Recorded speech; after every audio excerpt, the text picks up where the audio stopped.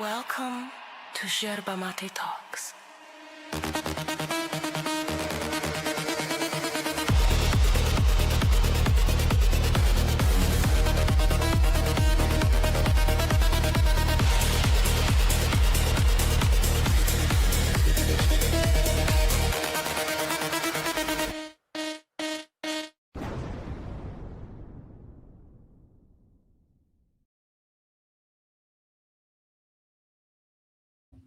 Welcome to another video review. I am Max.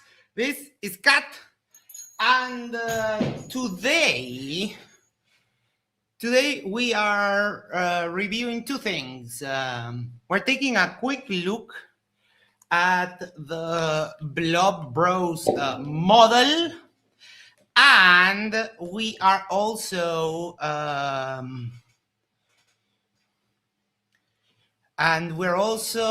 going to be reviewing, checking in on Oakley. Before we do anything, though, make sure to do the social thing is like, share, subscribe, send this to a friend, send it to your significant other, go to the corner, yes, the corner of your speak, and you'll subscribe to Yerba Talks. And that way we can share the lab for the channel. I'm sorry I am streaming so late, but I thought that we would get the Drunk Debunk Show stream. But when I checked back, it was canceled, and I realized about 30 minutes ago I've been playing Assassin's Creed Valhalla. So yeah. All right. Let me do the link.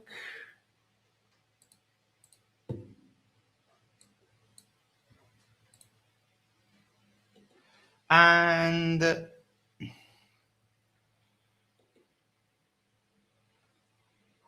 we'll do. All right. Okay. Boom. I have the counter ready for when we get to Oakley, but we'll start with the model first. And I don't have that much of an expertise in code, really. But that being said, I have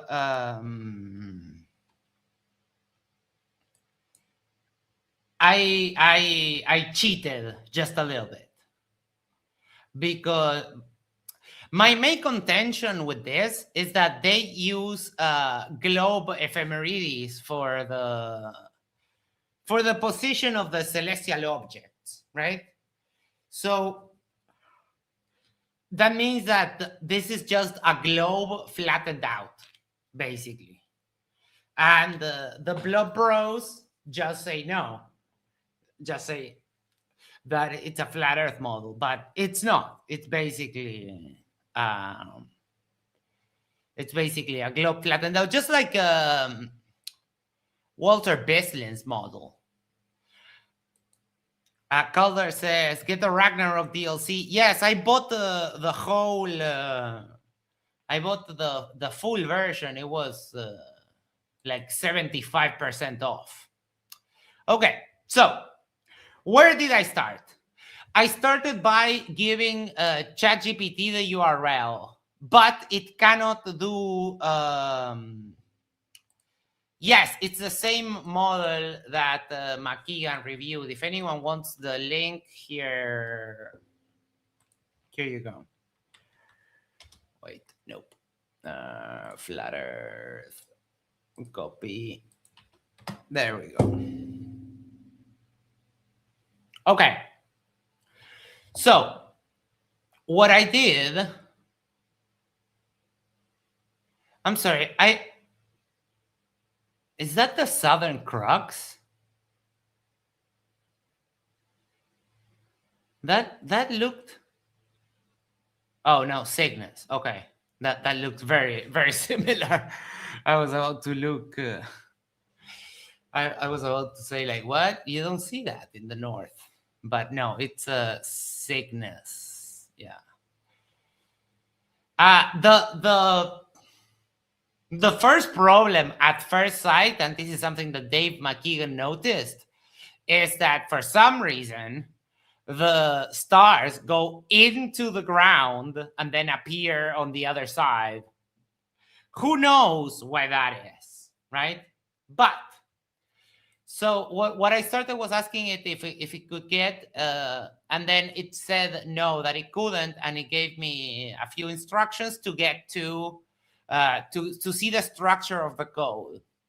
So then it continued to ask me to show more stuff, and right now what they're saying is that what ChatGPT is saying is that they're doing some transforms, yeah, and they're doing a projection. They compute the celestial positions using standard astronomy and then project them onto a custom geometry, right?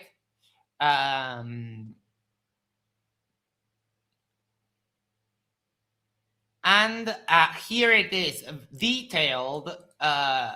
The ephemeris that they use is VSOP 87, ephemeris Geo, and a couple of others. The detail on that is here. Gene Mias, VSOP 87, DE 405. High precision JPL, Jet Propulsion Lab, Planetary Lunar Ephemeris. A person inventing arbitrary flat Earth celestial positions would not normally need any of those. Yeah, but the problem is that they're using globe data to calculate the flat Earth positions. They can't do it any other way because there is no flat Earth ephemeris for any of this, right? So now where we are, it says, my current assessment, the project appears to use conventional astronomy to generate celestial positions. The unusual part is likely not the astronomy engine itself, but the projection layer that maps those positions onto the author's conceptual flat Earth visualization. So far, I don't see evidence of arbitrary star placement. Oh, you can't see this, sorry. Hold on. Where was I? Arbitrary star placement. I see evidence that the author deliberately incorporated established astronomical algorithms. The next file and gave me a file name on the source code. And what I did was I went to it here and copied the thing. So let's see what it says now. What projection actually does, this file is not astronomy, it's purely a map projection library. Every function converts latitude, longitude into X, Y coordinates for display. And then they have the azimuthal equidistant conversion used by the Gleason's map, the polar day and polar night. The critical line means constant equal E 90 minus E over 180 means radius. I wonder the radius of what is that. Oh, we have Astrocate, we have Harnold, Lindsay Bow, Dirt, Mr. E-Man. I forgot to pin the link, so give me 1 second. No, not this one. This one. 1 second. Boom, boom, boom, boom, boom. Come on, switch the account. Okay. So it has the Mercator, blah, blah, blah, Robinson, the different map projections they use. And the most interesting function, this one, is unusual. It does which rotates the coordinates to a custom center, then which implements the Cantor's W20 projection. This tells us the conventional projections that they're using. These are all standard cartographic projections, nothing unusual.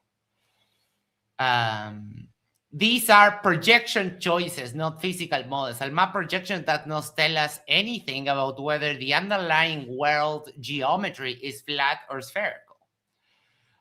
Many people assume this code is a flat Earth simulation. This file shows something different. It's actually a projection engine. The code can draw the same latitude, longitude data set for these different projections. And this means that the author intentionally separated astronomy, geometry, projection, and rendering. And it adds, which is a fairly sophisticated design. Here's the source code for their garbage. Oh, okay. Wait, let me do this again. And I'll pin it.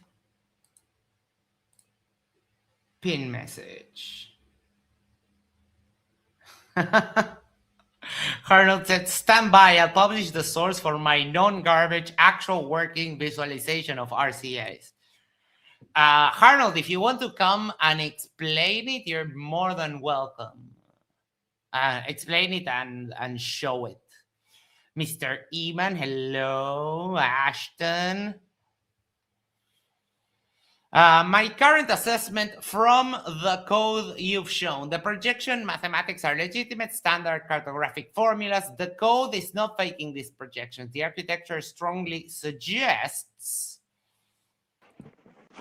a Jack Better in the house. Welcome. Max, how are you, man? I'm doing well. I must warn you, my erection has not fully subsided from the USA 4-1 win tonight. Okay. Fuck yeah, what a way to start the World Cup. Oh, I haven't checked the results. Against who? Paraguay.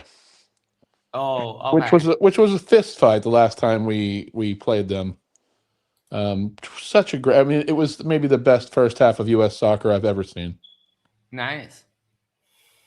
The next place to look for anything controversial is the ephemeris, and hold on, the ephemeris and coordinate transform code, not the projection code. Let me ask where find the coordinate transform. I am so confused by this. Oh, I'm looking at the derp, the new derp model by the No, I know. It's just I just can't imagine in 2026 that with 12,000 satellites in orbit, trips to the moon, rovers on other planets in our solar system, that we are going to, that these people think that they come up with some explanation now, and this is such fucking stretching and desperation. I just can't believe this is. I can't believe people. That's one thing to say the Earth is flat, but this is so pathetic.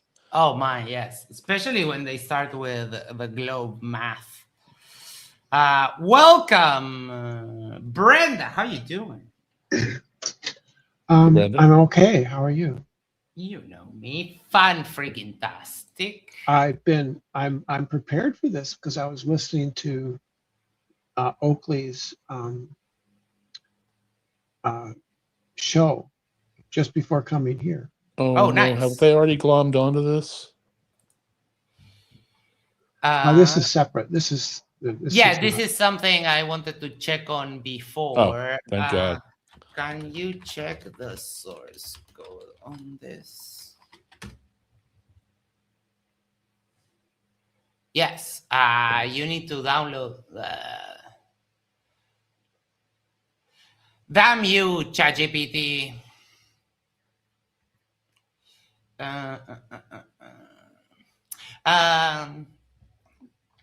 Taking into welcome, Mr. Ivan. Hello. Thank you.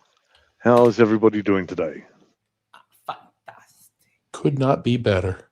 The code When Dave McKeegan reviewed this, the first thing I noticed was the celestial sphere embedded halfway into the plane. Oh my, yes. That was the first thing I saw. The Doesn't whole refer to thing the is doesn't refer to the desperation. globe at all. No. And the question that I wanted to ask is this. Taking into consideration the code you've seen, is this made by AI? So let's see. Signs of human authorship. It says, the projection code contains hand-implemented versions of many cartographic projections. An AI can certainly generate this, but assembling this particular collection and integrating them into a coherent projection framework is something I'd more commonly expect from someone with a specific interest in cartography. The code base appears organized around that. That is a fairly deliberate separation of concerns. The bootstrap files contain comments like Mia's moon warning banner. Okay. The comments are tied closely to the application's behavior and terminology. They read like notes from someone evolving a project over time rather than generic AI-generated explanations. There are also a few things that make me suspect AI assistance was involved somewhere. Very verbose comments. Some comments explain implementation details at unusual lengths, which is increasingly common in AI-assisted code. Yeah, that's actually true for coding. Most devs write like just the main 1 or 2 or 3 word summary of what they're doing. Yeah.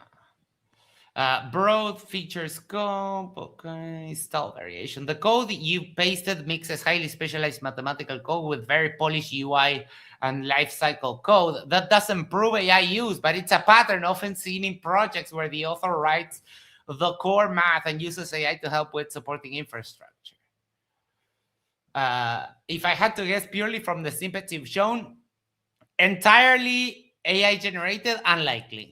Entirely human written, possible, but not my first guess. Human built project with AI assistance for some modules, comments, UI code, most likely. Nice. Okay, we have percentages. 10 to 20% mostly AI generated, 30 to 40% entirely human, and 40 to 60 human authored with significant AI assistance. Okay. So, I mean, that's what I thought. And the biggest nail in the coffin is that we found where they hid, where was it? They hid the radius. Where is it? They hid the radius. And one of their selling points of this creepy ass model is that it doesn't use globe math, but it starts with globe ephemeris, and it also has the radius. So it's a globe. It's a globe flattened out, just like Walter Bislin did in the past. So yeah. Kate says, and just like that, I'm being called to work at 9:20 p.m. Oh. I'm so sorry. Well, I hope we can keep you company while you work. All right, so we've done with that. Well, before you move on, though, Yes. regardless of how they coded it, I mean, this is just desperation. But my question is, what are they using as the map, though, of the Earth? Because don't they still have the same problem with all of their distances? Yeah, but basically, I asked them when on one of those sessions that they do on Monday where they present their stuff on Earth Awakenings, I asked them, is that the real shape of the Earth? And they're like, they don't want to commit to anything. They're like, no, we don't know.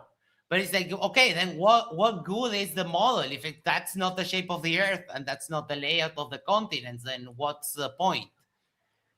Well, the point is they're simply trying to explain celestial movement now, right? Yes. So this entire bullshit is nothing more than how can we explain the sun in Antarctica and the rotation of the stars in the southern hemisphere, yada yada yada. I Oh, assume. yes, I forgot about that. Give me 1 second. The UI, on top of everything, the UI is just trash. I do actually hate it. But I can't believe these guys are serious. I mean, this is so embarrassing. they are. The Blob Bros, they are serious. The celestial theodolite boys. Yes. Where the hell? Look at the energy put into this. It's almost like they're trying to build a matrix to explain the real world. Right? Yeah, it does. Where was the view? Well, they always have to transpose the globe onto their flat Earth predictions. We all know that. It's just them huffing more copium. But if it's Oh, if it's still the same flat Earth map underneath, so they're the ones that claim you can't, dictate the shape of the Earth, blah blah yada yada. So now they've done this, but they're still using the same stupid fucking map. It looks like, where the distances just don't work. Right. The distances are never going to work on whatever flat Earth model you produce. Well, that's the problem, though. Have they now just ignored? Have they just ignored that part now in desperation to attempt, explaining? They've always had to ignore that part. They've always had to. Do you see those green dots that are moving all over the place? Yeah, those are satellites, right?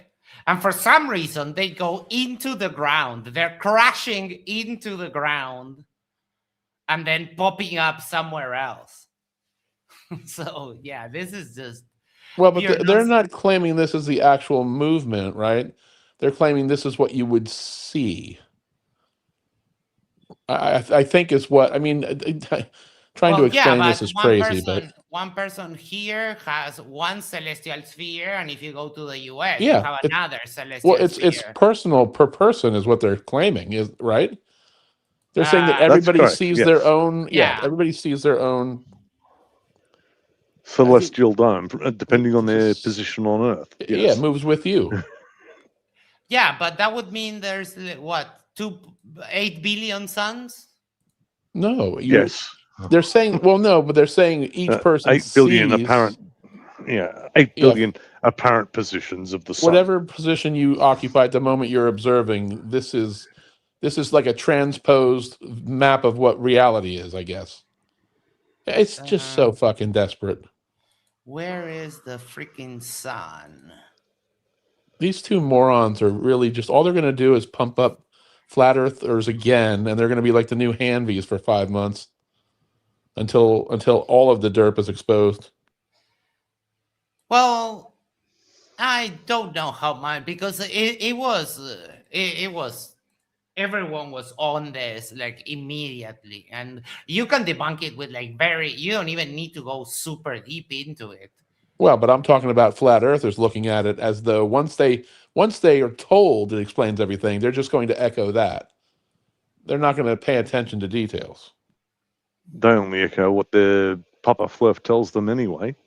Yeah. I heard somebody reviewing Oakley, and Oakley said the globe was derived and developed from flat Earth observations. If that were the case, then it'd be easy to reverse the transposition from flat to globe back to flat again. And yet no flat earther can do that. I really think he's irrelevant, though. I don't think people are paying attention to him anymore. No, Oakley, not really. He's just so unlikable. He turns even people that want to believe him, he offends. Well, he's booted so many of his apostles out of his server. Oh yeah. Yeah. Oh, for sure. He's a tiny little bitch when it comes to supporting his views. But also, he just is offensive to everybody and anybody. And so even if you believe him and want to like him, he makes it impossible. Oh yeah. Steel City says, bang! Get a fucking punch if you. Okay. I'm trying to put on the sun, but this UI is such trash. Holy fuck. What the hell is that? What is that? McKeegan said the same thing. You can get certain angles and views that are just. Yeah, no, but I'm trying to look at the 24-hour sun, and I don't know why I can't make the sun appear. So, well, never mind. All right. Could it be? Let's go into this. Walter Hey, Nathan, business Oakley, is 1980 wait, hold on. I wanted to show Arnold's thing. Give me 1 second. On the other hand, Arnold made this.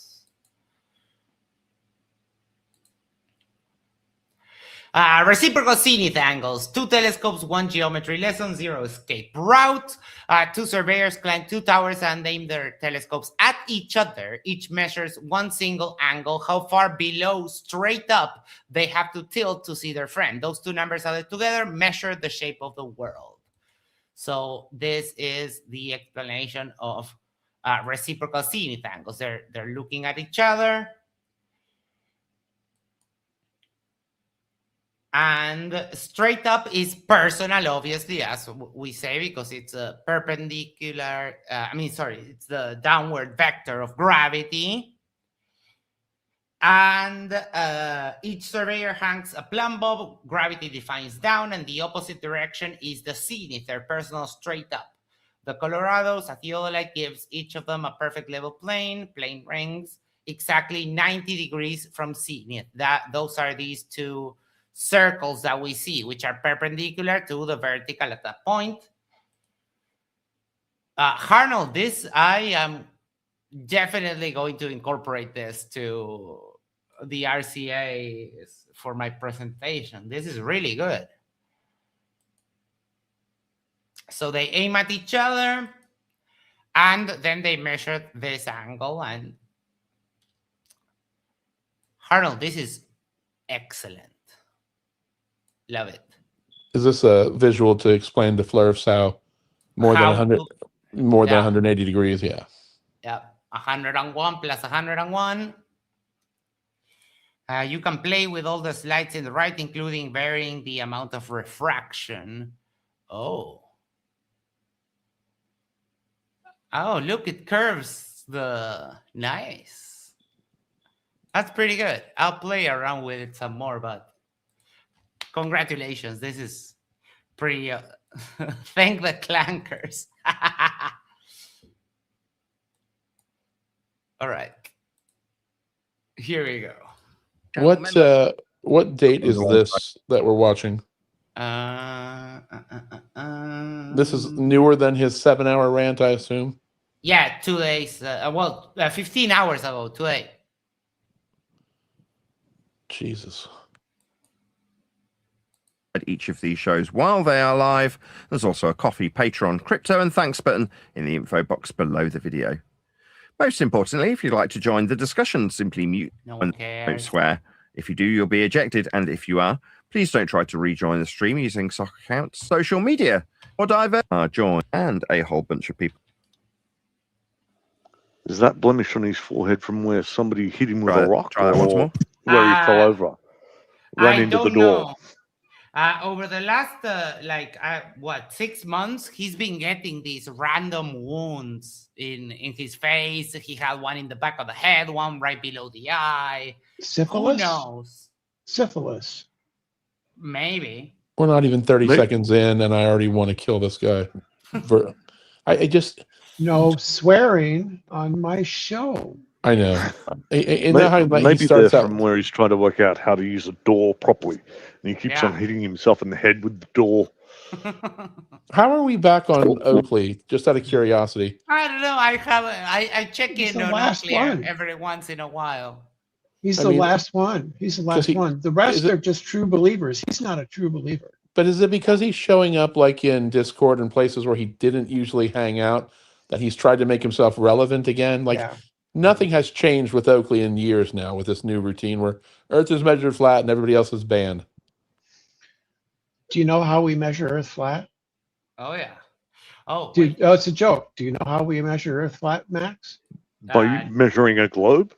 With flat Earth measurements, of course. Oh, yeah. Come on, dummy. Gravity hits He's so fucking stupid. He's so stupid. how good was Witted's meltdown? Look, Oh Oh my God, God. I Oh That still my is can't. God. I still can't. how. I can't accept that was real. I thought I woke up this morning and had a dream. A No, lot that of was that just. was really cringe, Jack, Yeah, Lance. I they're mean, both. I it got was, involved because I've been through a divorce and I have a kid. It did not. We weren't enemies at all, but I just tried to, like, just for a second, is it possible to get him to just, and He he's won't. so cocky and he thinks he knows everything. Oh He yeah. is going to end up with nothing. Yeah. I mean, if he was smart, which he's not, but if he was as smart as he thinks he is, he would have let her derp out on the internet as much as he wanted and then gave the recording as is to his lawyer and said, hey, do your thing, get me there, custody. And that would have there's, been Well, it. he has no lawyer for one. But Yeah. true. no, And then when he presented the says lawyer, evidence to his lawyer that what she was saying was false, if he could. Yeah. You well, know, when he says lawyer, what he means is he talked to somebody who told him that they, I don't know, took a course or something. Yeah. I thought, you know, I I don't learned know. something. Can I, or What? did they just No, go watch a ahead. few YouTube videos on the law and say this is the law, Oh, yeah. like every other flat earther does with flat Earth? there was, He's incapable of stopping for a second and even considering any viewpoint other than his own. Oh, yeah. so No, it's so there bad. was one Sorry, go ahead. thing that I learned. There's one thing that I learned that kind of shocked me. And that was that Ron Boston Bear has been paying Oh, Nathan Oakley. No, not no, Witsit. I'm sorry, I got confused. $1,000 a month, Oh and my. he must have been doing this for some time. One, Ron Boston Bear, his IQ is well over 70, and he must have make a good lot of money, but $1,000 a month, and he's Yeah. just one. I bet there are others too. I was surprised at all the Witzig grifting. I mean, I don't like talking about all their personal issues, but the grifting that he has done over the, even just in the last year, the amount of times he's asked for money, I just, at some point I wonder how a human, does he not have any dignity? He's just, I mean, my car needs repair. I've got family issues. I can't talk about this, it's too personal. And then Hmm. hearing her talk about how he ruined her credit, I just, the man is just a fucking grifting machine. Yeah. King Fede asks, are you still referring to the Witted Gate despicable fight on Kiko Pip server? No, this happened last night. Oh, I was handing it over to Toon. Toon was getting ready and it was to. more of a train wreck than the previous one. Yes, it was pretty Yep. much even There, worse. there was a It hissy fit lasted. between Kai and Witsit, and I couldn't Yeah. believe what I was hearing. They I were have to just say, For those that shouting and didn't yelling over see each it, other. it appeared that she, out of desperation, wanted to see if she could just get people that he might listen to on Discord to at least just, hey, look, all this shit happened. Why don't you guys, you know, sort of give your opinions on, like, without having to pay lawyers and all this. But it just turned into an absolute shit show. Kai did impress me though. Me Was too. She seemed like I don't know how she ever got sucked in by his. You know, it seemed like she's fully, obviously, fine now. She's realized what he was, but how he ever grifted her into his life, I don't know. I can tell you. Um, I can tell you. Your guys, you don't know. He's hot. He's genuinely hot. Oh God, no. Between that and the whole, Just because, really, oh, yeah, he really is. He's But a he's very really attractive man. stupid. I see his Yes, He is face and so it triggers stupid. me. for some women, stupid just means I can wrap him around Nah. my finger. That's what. You know what was really sad to me though? The whole I don't want to know about Witsit's bodily fluids and the whole, oh my honestly, God. that was just so, oh my Oh, God. that But was hearing like, how he That used that was to try and cringe. that, yeah, it was yeah, really cringe. that is so manipulative and borderline. Well, he pressured her. Coercion. Yeah, he pressured her and said, "You can't use a condom, right? Because I'm against it. I'm against using condoms. Every act of intercourse must include the possibility of you getting pregnant." Oh yeah. And it's just fucked up. And even she even said that he didn't want to come outside because that would be playing God. And Oh I was God, like, you're saying it. Oh, you're saying it out loud again. Please I'm so stop. sorry, but Yeah, we should move off of the personal stuff because that was again, disgusting. all of it was just like they really have to just shut up. And I mean, I know nobody wants to spend money, but a court's going to have to decide this. Yeah. So the only thing I have to say about it is that their relationship is one that they should never directly interact with each other. Everything should be done through a mediator. Absolutely. Yeah, definitely. That's why they're doing the whole Discord thing. Is because they literally can't talk to each other. Okay. Isa, welcome. Hello. How you doing? Hi. All right. What does sphere mean to you, Nathan? Well, that's different. That's I mean, different. A mathematical convention it may be, but it's very simple to agree upon what a sphere is, right? You can detail explicitly what sphericity and a sphere is. What it is to be spherical can No, boy, Nathan, those teeth. Jesus Christ, that's a lot of coping already. Oh, wow. We know easily what could be defined as a sphere, of course. Sphericity.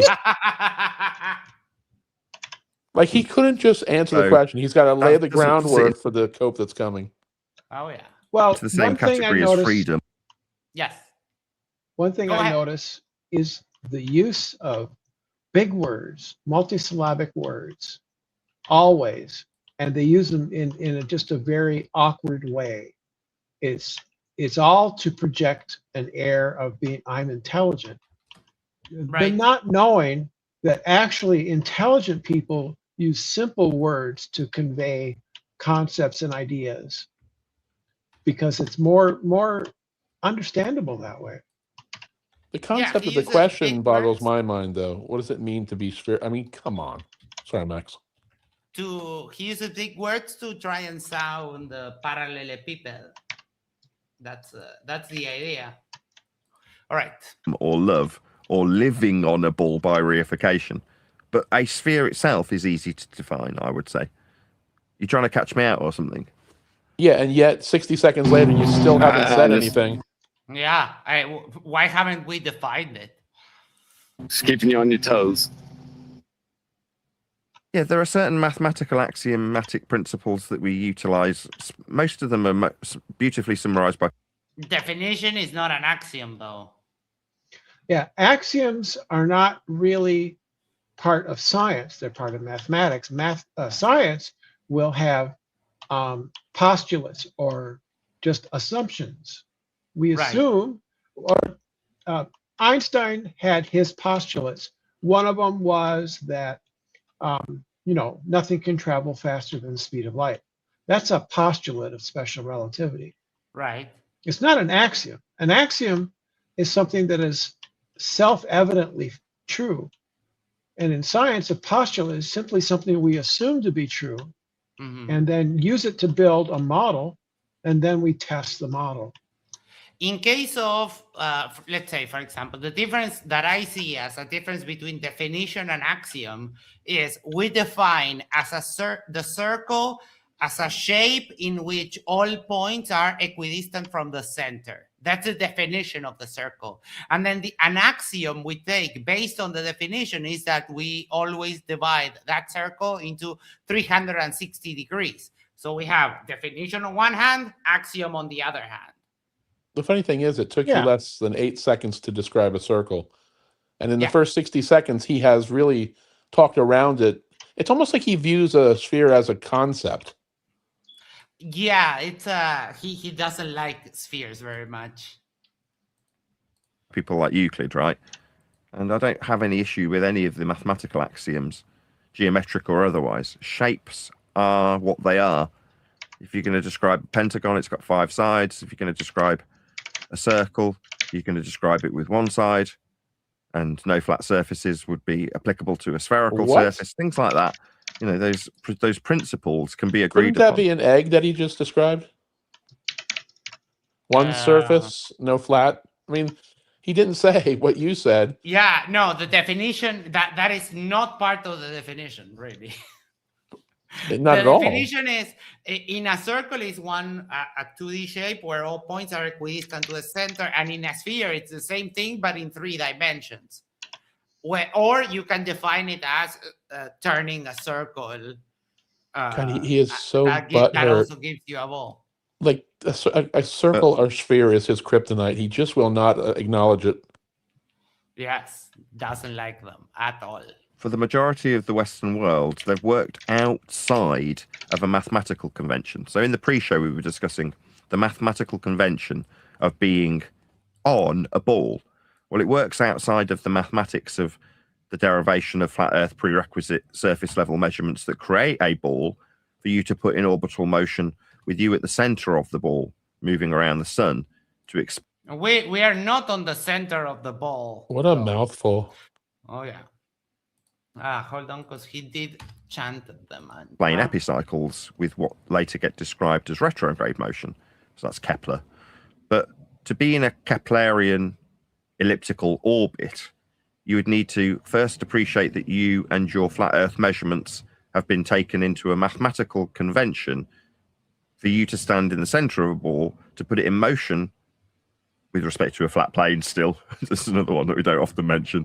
But with respect to the sun, which, as far as you are concerned, when you stand on the surface of a flat plane and measure those angles to the sun for this convention to exist, you look up and see moving with respect to you. But if you're going to take the mathematical convention of moving with respect to it, you first must measure a flat plane, create a circle, and derive a radial value from said flat circle that's also flat, give it a convention in terms of miles for us to understand it, linear distance measurement. Oh my fucking God. So he's there's saying so that many the things. solar system proves flat Earth. This is so dumb. No. Yes, go So ahead. number one, he's talking about it's a mathematical convention that we're on the surface of a sphere.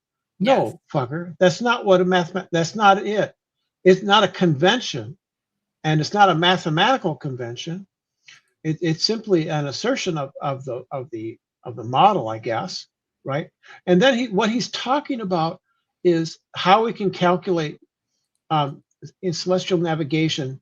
You use the equatorial plane, and you have an angle from the center of the Earth, but we live on the surface. Yeah. Right. So the reason that we can know what the angle at the center of the Earth is from the surface of the Earth is because you construct a tangent where you are. That forms a line which is parallel with the equatorial plane, and then we can know that the interior lines of interior angles of a line that crosses two parallel lines are equal. So we can know that the angle formed at the tangent of the observer is equal to the angle formed at the center of the Earth, because of it's a Euclidean, it's one of Euclid's proofs, right? Yes. And he knows this because I watched Bob the Science Guy explain it to them. He knows this. He is deliberately lying. Yep.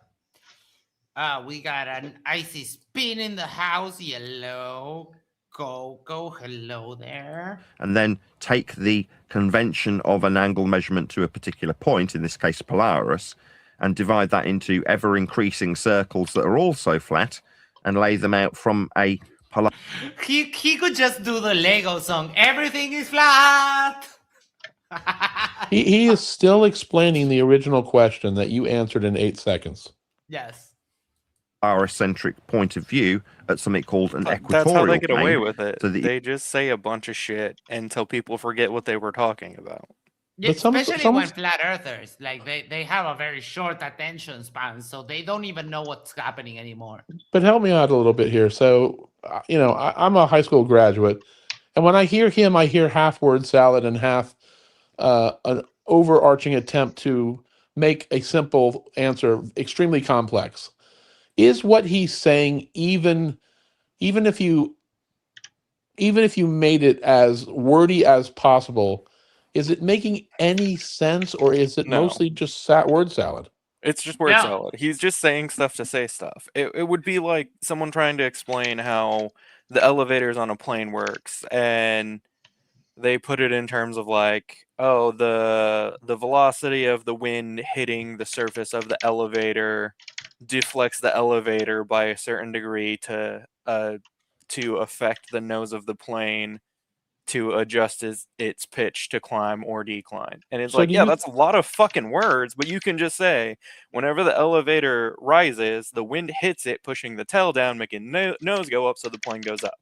And But when do you the think this is elevator an internal dialogue that this is the only way he can hear things? Like, is this the way he sees things, or is he, every time he answers this question, coming up with this to make it as obtuse as possible for people, so he sounds smart, A, and B, that it has to be flat to flat earthers? Yeah, it's a tactic to, one, make himself seem smarter, and two, to just make it as hard as possible to follow, so that way by the time that he comes to a conclusion, since people have kind of lost track of what he's saying, they're just gonna, more than likely, because people are lazy, assume whatever he's saying is correct because he said a lot of things. It's like if you Witsit were on to ask, steroids, kinda, it would be Yeah, like, but Witsit opens but not up as gracefully or artfully. Witsit opens up the conversation a little bit more. What Oakley does with the chanting of the mantra is to try and shut down the conversation, because you bring up reciprocal zenith angle measurements, and all he does is like, oh yeah, you have to measure the earth flat to do that. And it's like, well, no, we don't. Then mutant boot. Yes, and when you challenge him, he mutes you and kicks you. Who's typing on my ear? I was not waiting me. for that. It's not me. I know better. I tried. I'm sorry. It's okay. I thought I have a filter set up that doesn't let that happen. So I have an idea, Max, that you can ask for credit card numbers when people join your show, with the warning that there's like a 5-second allowance for noise, and then you'll simply be charged. I don't know why it annoys me so much, but it does. So I apologize for that too. I love the fact have that a it triggers system you so that- much. Dude, it drives me crazy. Increases in circular size down what can then be reified and converted in modern times by the Haversine formula into a pretty map wrapped around a position that you would be in at the core of Earth to move around the sun. That understanding is me describing how flat Earth gets measured to create a sphere for you to be in with respect to an orbital motion regarding the sun. And then after that mathematical out-of-the-box thinking, pretend that you're on the converted map that's painted onto the glorified protractor that you were in at the equatorial plane, and suggest Glorified protractor. this is exactly what I was saying. The in and then the on. Yeah. He knows that the way that you need to do this calculation where you have the tangent is parallel to the equatorial plane, and then the interior angles of a line crossing two parallel lines, they're equal. Yeah. And he knows that this is how we do it. He is lying to all those to his people. He knows it. And I like this face that he's making right now. This is so absurd. Chapter 1, Oakley describes the sphere. For fuck's sake, dude. It's like a sentence or two. Yeah. So that is your position in the so-called universe that you're now working outside the convention of. So to be on a ball means not only a violation of the base measurement of a flat surface to create that system, but also to convert or project, would be the more accurate word, yourself from within said ball, moving around the sun in an elliptical motion, to the surface of the ball. And that concludes your reification of a heliocentric globe Earth point of view. But in many instances, most instances, people haven't got the slightest clue that that is the process that gets them to being in a mindset that has the So he doesn't understand that the Earth's orbit is an ellipse, which is No, a of course two-dimensional not. shape, and it's not a circle. He thinks Um, we fly around the sun in all directions. There was something he said earlier. He said something about epicycles, and he Mhm. called them retrograde motion, and they are not. The epicycles are not retrograde motion. Retrograde motion is a heliocentric idea. It's not a flat Earth, or it's not an epicycle thing. Right. Can I ask a They high tried school to question? explain it. They tried to explain epicycles with retrograde motion with epicycles. So I have a high school question. He used the word sphericity. I mean, it's the act of being a sphere. Like, what the fuck? Do people talk like that? I mean, No. I don't want to sound dumb, but I've never heard anyone say that word. Is it just No. me? no, it's just flat earthers who want to sound like they're smart. Yeah. That's And it. you know, it goes beyond that because, for example, Oakley refers to the topography of the planet as the topology of the planet, which topology is a mathematical field. So, like, he gets some of the dumbest stuff wrong, but then tries to use all this flowery language. So his idiot He audience has thinks built that. a fortress, though, that you cannot start out any conversation with him because the way he's just gone on for 3 minutes, it's going to just upset him and he's going to lock you out. Like, he has Mhm. built a bulletproof initial parry for his debate, because Yes. what flat earther would ever try and take any of that shit on? No, I mean, and what position do you debate? Like, your position is you making your argument is granting me my argument, meaning the earth is flat. That is just so dishonest. And he only gets away with it because he only debates on that chair. He never goes outside of his little echo chamber. Oh, of course, right. But that's That's why the he only is. way. Yeah. But that's how he developed into. I mean, he could have never gotten this obtuse with that description unless he was allowed to say it and repeat it and never have it challenged by anyone. Right, but it's like, well, you can challenge him. The problem is that the moment that you do a good challenge, you will get Neil cheerleading and he muting you, and then just he speaks for 5 minutes. You say, well, but, and he starts insulting you, telling you that you're stuttering and everything, while Neil cheerleads right below the chair. You It's guys just laugh. so stupid. You guys laugh at me when I call him Gollum or Schmeagol, but I honestly look at the picture of him from 10 years ago, and the derpitude and the vitriol that he has literally sitting on his stool, expouting. What's that the word I'm looking for? It has turned him into this kind of like a cartoonish character. Oh yeah, He's like a caricature of a human being now. yeah, pretty much. Okay. The other thing I want to Standing on know the is surface of which sea level he's referring to when Oh, he yeah. says sea level, because there's very varying definitions of sea level, and typically we refer to mean sea level, which is an average of Mhm. sea level. Yep. So when he's saying sea level, is he saying mean sea level? No, in general, he thinks that there is one sea level because I've heard him say it before. Yeah. For him, sea level is all the same. But I wonder then, how And- does the Dead Sea get its properties? Because it's the lowest sea of them all, and that's why it's so salty, because the water is just kind of, it's like a pool there. It's the lowest point in the sea. When they say sea level, they mean it's flat. Level Yes. means flat, and in Yeah, I Yeah, I fact, was going to say they'll flat and say, level. they'll appeal to sea level and then laugh at you because they think they won when they talk about sea level, because sea level means flat. Yes, but as I said, we refer to mean sea level, which is an average of sea level. So, and That's there's just also way too complicated for flat earthers. there's also definitions outlined in various Earth models as to what sea level is and what it represents. Well, Mm-hmm. he just flatly rejects anything other than flat and level. I guess I'm going too complicated here for a flat earther. Curved Earth. He's so gross. Doesn't mean we don't know what circles are. Doesn't mean we don't know what spheres are. Doesn't mean we don't understand how Earth is measured flat to achieve all of the above. Boom.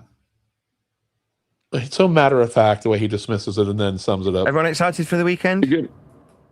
Oh yeah. You're getting really good about explaining that the whole how to make yourself believe you're on a ball instead of in a ball.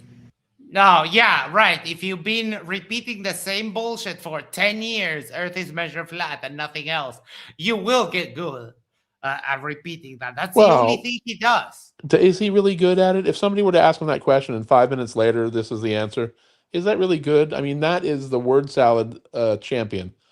Yeah. Imagine a scientist asked him to explain, and then 5 minutes later, this is where he left him. I imagine if you are on a math test and they ask you what's the definition of a sphere, and you just go on this rant. Chapter 1. Measured from a flat plane. Really good at that. Oh, thank you very much. I mean, 12 years into the subject, you'd hope I'd be able to concisely detail some of this stuff. Sad. The way they suck up to him. 12 years. Nathan Oakley, you're a fucking idiot, buddy. You are going to die and this shit's going to be there forever, this record of you.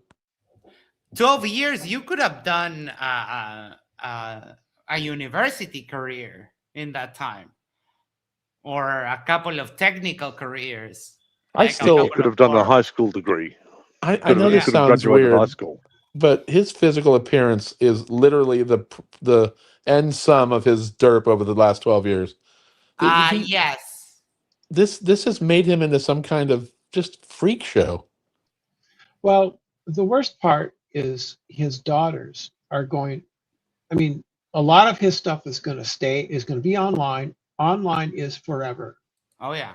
And when they get older, they're going to be aware. Imagine how embarrassing. They're going to see pictures of him using a fist and metaphorically anal raping people that he doesn't like, and that's going to follow his daughters. And his daughters, they're girls. You don't know that girls are horrible to each other. They're extremely competitive with each other in certain ways. And if the daughter, she's in high school, and if her competitor finds out about it, they'll hound his daughters with this stuff. Yes. Mean Girls was a documentary, by the way. We have a little Oakley fan. 4 transgenders in the same video talking about Oakley. Why are you girls so obsessed with him? I'm sorry, excuse me, sir. Are you looking for a husband? This is not the place to do that. I'm so sorry. Why does everything to these people turn out to be something? I mean, dude, how pathetic that's where you go with your defense. If that's what he's looking for. I mean, yeah, I don't have a problem with that being, but it's not the place to do so. And Travis, let me tell you that you are a gigantic pussy, because there is a link right there, and you could come and tell this all to our faces. But I suspect that your balls are made of pussy. And unlike your troll boss that you're sucking up to, we're not going to kick you. We're not going to mute you either. Yeah, well, that depends. But usually, depends on how hard he goes at the insanity. But usually, I like to toy around with my food before I eat it. Well, we wouldn't want him to go to the PDF area or racism or sitting there abusing people just for the sake of it. The point is that we're not Travis is welcome to click that link anytime he wants and come in here and show us all how the Earth is measured flat when there are no flat Earth measurements at all. Smash buttons. Yes, you did tell me that on the last stream, and you made me extremely happy that we were able to hold your hand virtually while you were in the hospital, and that made me extremely, extremely happy. Advanced heliocentrism. Now, previously, when I suggested this, I think it was one of you that it might even be you, John, that put a. Oh, wait, hold on. Someone did say gravity hits hard. No, wait. Here. He has like 5 people on a live after 10 years on YouTube. Talk about irrelevant. Yes, he's happy that he has 50 live viewers with roughly 20,000 something, 26,500 subscribers, and he gets 50 viewers. We have 1,000 and we get more than him. So yeah, I took the time to average his views over 1 full year worth of videos, and it was about 3.2% total sum average for the whole year, compared to his subscriber base versus the number of views he gets on all of his rank bullshit. Yep. And then on the other hand, you have Ross Real Offended that has 5,000 viewers and gets 500,000 views on videos because he's buying views. Like, flat earthers are so dumb. Oh, look, you're triggered, Travis. You're very triggered. I love that. The objection to say, well, no, we shouldn't suggest that we're advanced heliocentrists simply because we understand planar projections into orbital motions, as I've just concisely summarized. That doesn't make us concisely. Can I say something to Travis real quick? Yes. Travis, normal people don't sexualize every conversation or every topic and make fun of or disparage people because it's not relevant. The fact that you go there shows A, you're either in the closet and desperate to come out, or you have nothing else to offer. Well, it could be both. You girls are giving him free motherfucker. We get more views than him. And my channel is 20 times smaller. You idiot. He's not getting any publicity at all because people would rather watch him here than go to his channel. So we're actually taking money away from him. That's true, actually. That they would actually come here so that they can laugh at him, point, and say that's the type of thing that you don't want to become in life because he is so despicable. A human troll. Yep. A human troll, a filthy piece of garbage, a foul-mouthed, irrelevant YouTuber that has nothing to offer this world. And I found a lovely screenshot to swap in the thumbnail because that face is the face for the thumb. Advanced Travis, if this is what you're actually, if this is what you're associating yourself with and enjoying this, and you think he makes sense, you really need to question your friendship with and who you're hanging with. Well, first of all, question your sanity, because if you find any of what the nonsense that he says compelling, you're probably brain damage. Maybe or get an desperation. MRI. Yeah. Get an MRI. Yeah. Check on that noggin. You could get yourself a cat to judge your life choices for you. No, we'd be more of a heliocentric experts, but not heliocentrists. They're experts now. Okay. The objection came from the fact that it would suggest that we also partake in said reification. For us to be heliocentric or heliocentrists would mean that we would adhere to said reification, whereas to understand orbital motion is all we could really describe. We understand how Earth is measured in order to achieve orbital motion, but that doesn't make me a heliocentrist. Quite the contrary.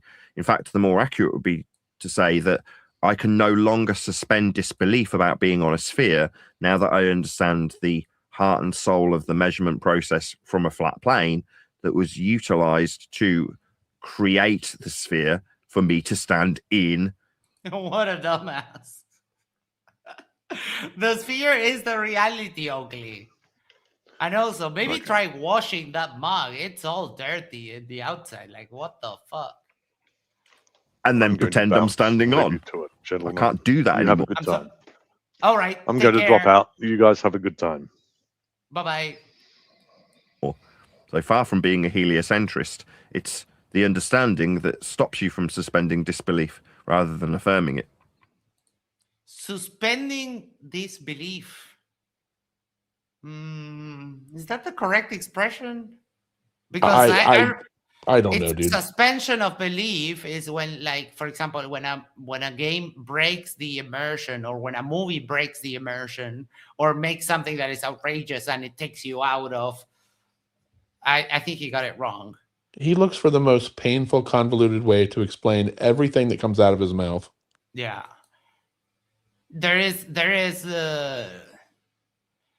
literally 4 transgenders on this panel, all obsessing over Oakley. So crazy. I'm not trying to be mean. I have transgenders in my family. You are a fucking retard. And if you're looking for a husband, I told you, this is not the place. Go to a bar or something. Who's that? Yeah, it's also one of the reasons, like, when you hear some, like, stories about, like, Copernicus or any of the older guys, it's hard for some people to believe that they actually accepted that they lived on a sphere to come up with the rhetoric that they did. But there's nothing new to any of the heliocentric. Wait, I have a question. Who's Travis Edwards? Evidently an Oakley fan. Alice says suspension of disbelief is correct. It means you suspend your non-belief, aka you believe it for the sake of argument to the narrative in the case of the movie example. Okay. Thank you. Newest you get is about 110 plus years. And Travis is an Oakley fan, evidently very triggered that we're mocking his idol. So I don't know. I guess you could make an argument that he's a little bit of an idol worshiper. I just don't get the whole trans thing with these people. They're so butthurt by anything that, you know, they're looking for anything they can do to explain or blame. Why sexual proclivity has any? It bothers me that even if we were all trans, so what? Or not, so what? Like, I know. What is his point in all of that? It's incel mixed with they're so far in the closet that they can see Narnia. Yeah. Newest heliocentric rhetoric.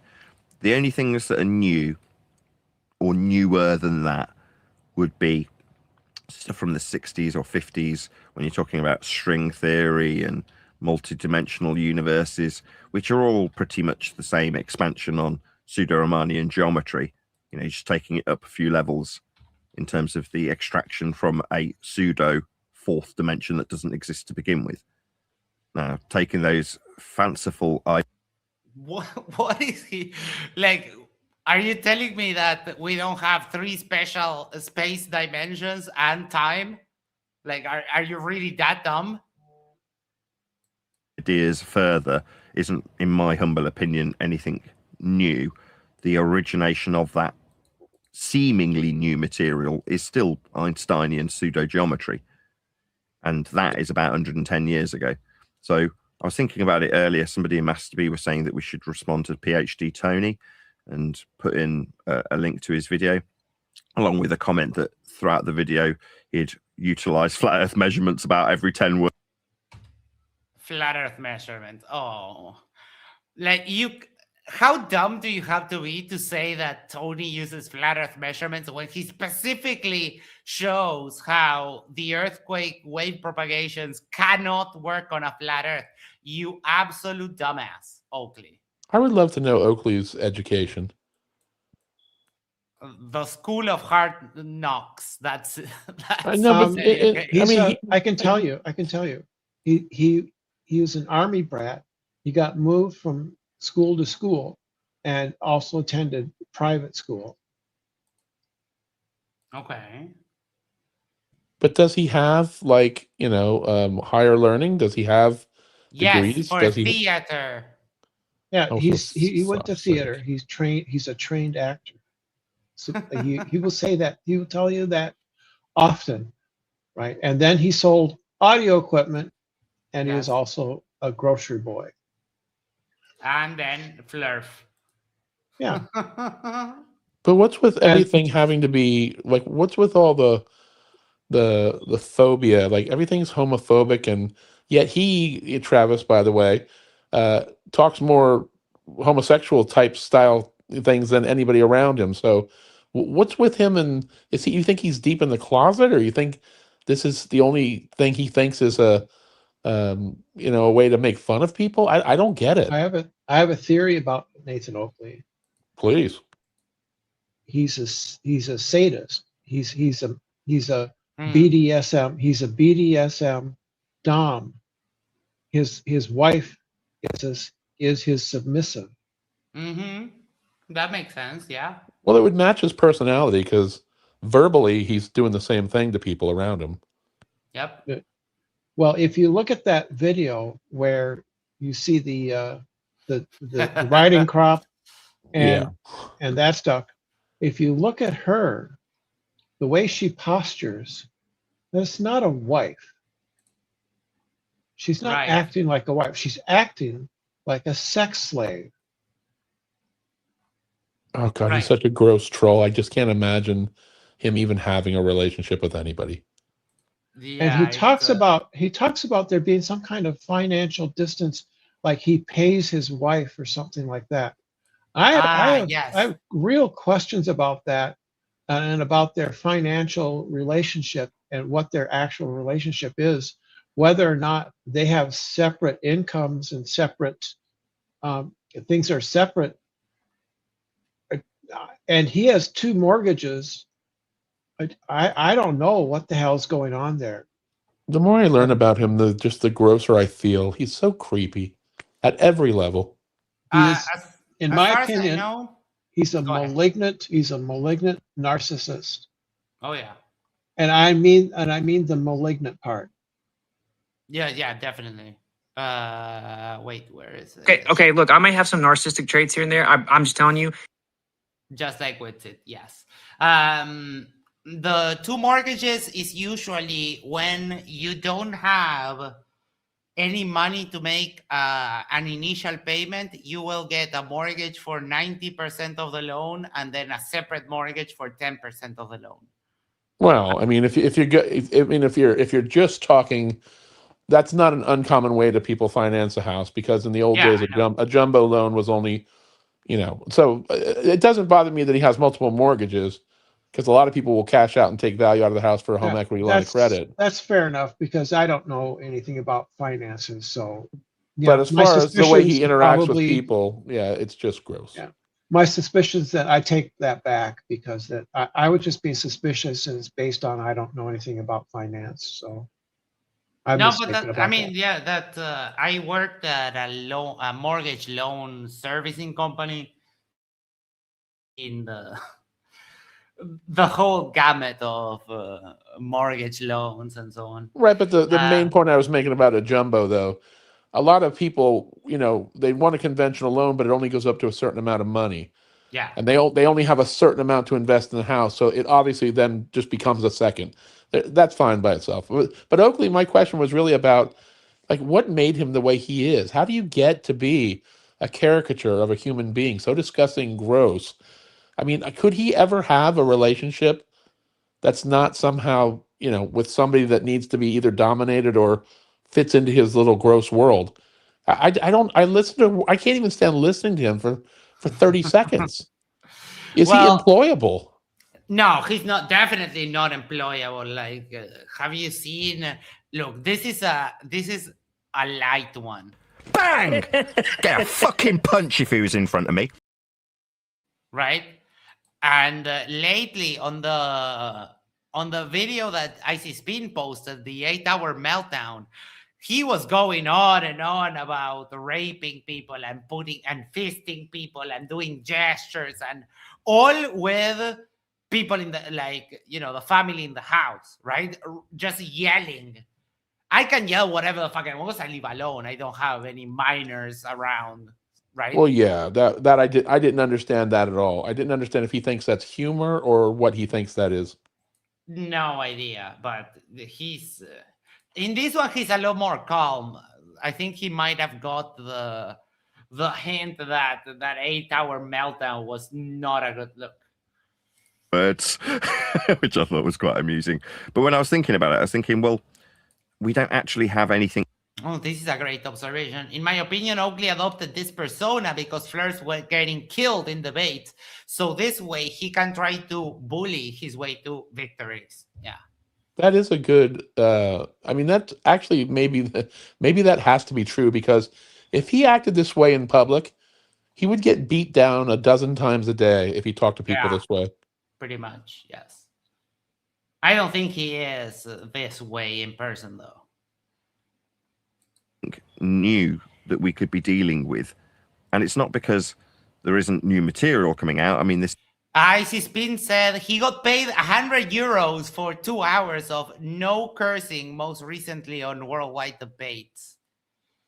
Even though I got him to say ass. Wait, who's paying him for what exactly? I don't know who, but they were paying Oakley, so if he wouldn't curse for 2 hours. It was Icy Spin is right. He's heard the same that I did. He was paid by one of his contributors. The contributor said, I don't care about your swearing, but I can't show this stuff to friends of mine because of how because of the language. So could you do it in a way where you aren't cursing so that I can show it to my friends? Oh, and so God. that's what the second episode in Worldwide Debates, he did his best to refrain from the cursing and everything. For we have a saying in Spanish: for the money the monkey dances. This is a new video, right? So it's new. I'm sorry? I was just gonna say, yeah. I would bet he wouldn't be capable of going 2 hours, but apparently he did. MC Toon was contacted by Oakley's former employer. The guy said that he fired Oakley because of his behavior. So yes, he's like this in real life. Okay. Well, is he like this, or is he some? Anybody. I mean, there's many levels to get to. I mean, Oakley, those 7 hours was, I mean, that's crazy. I'm a crazy person talking. Yeah. And he's also so angry and vitriolic. Like, could you ever be friends with a person that can turn on you in a second and just unleash, 30 seconds of just pure hatred? Well, he hasn't. He doesn't retain his gang of brown nosers. He doesn't retain them too much, because as soon as they do something that he doesn't like, they get booted. They get booted really fast.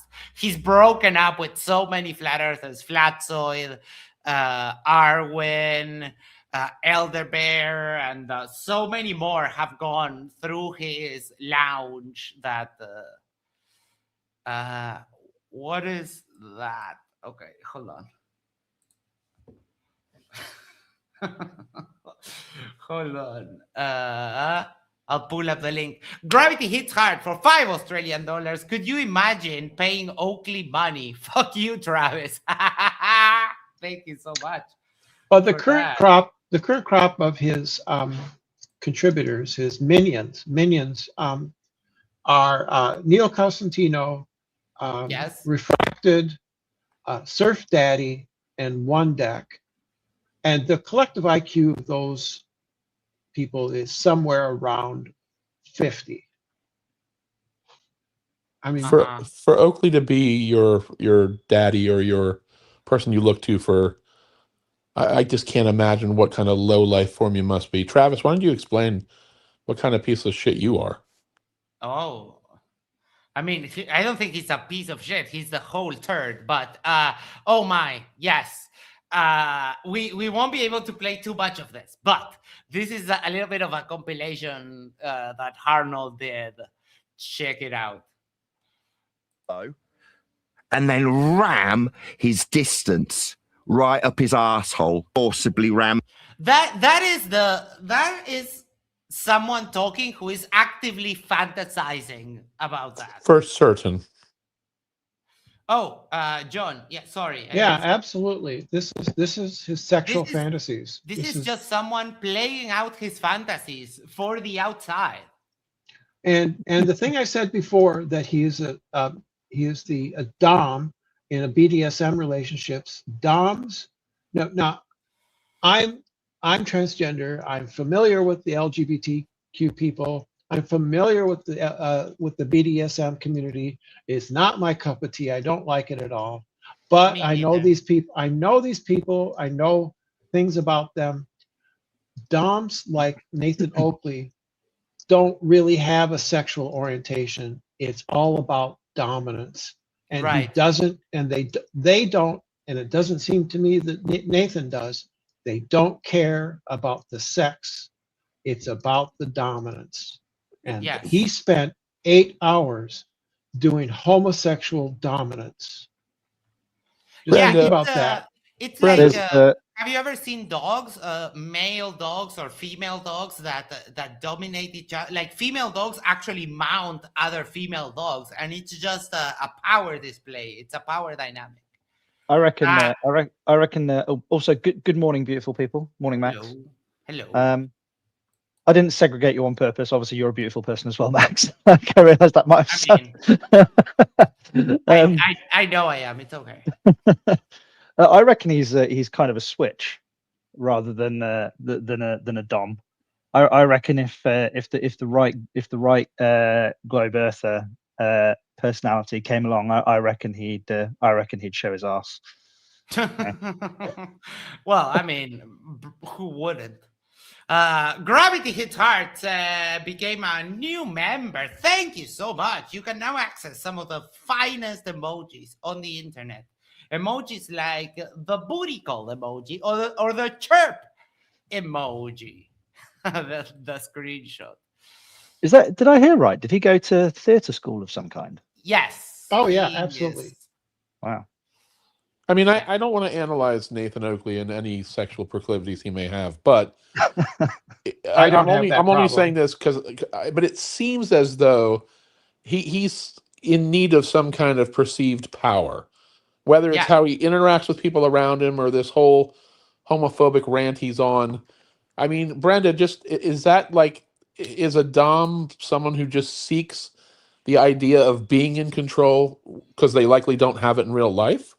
I don't think I can say definitively. I simply know people and have spoken to people, and so my understanding is it's about the power and the control.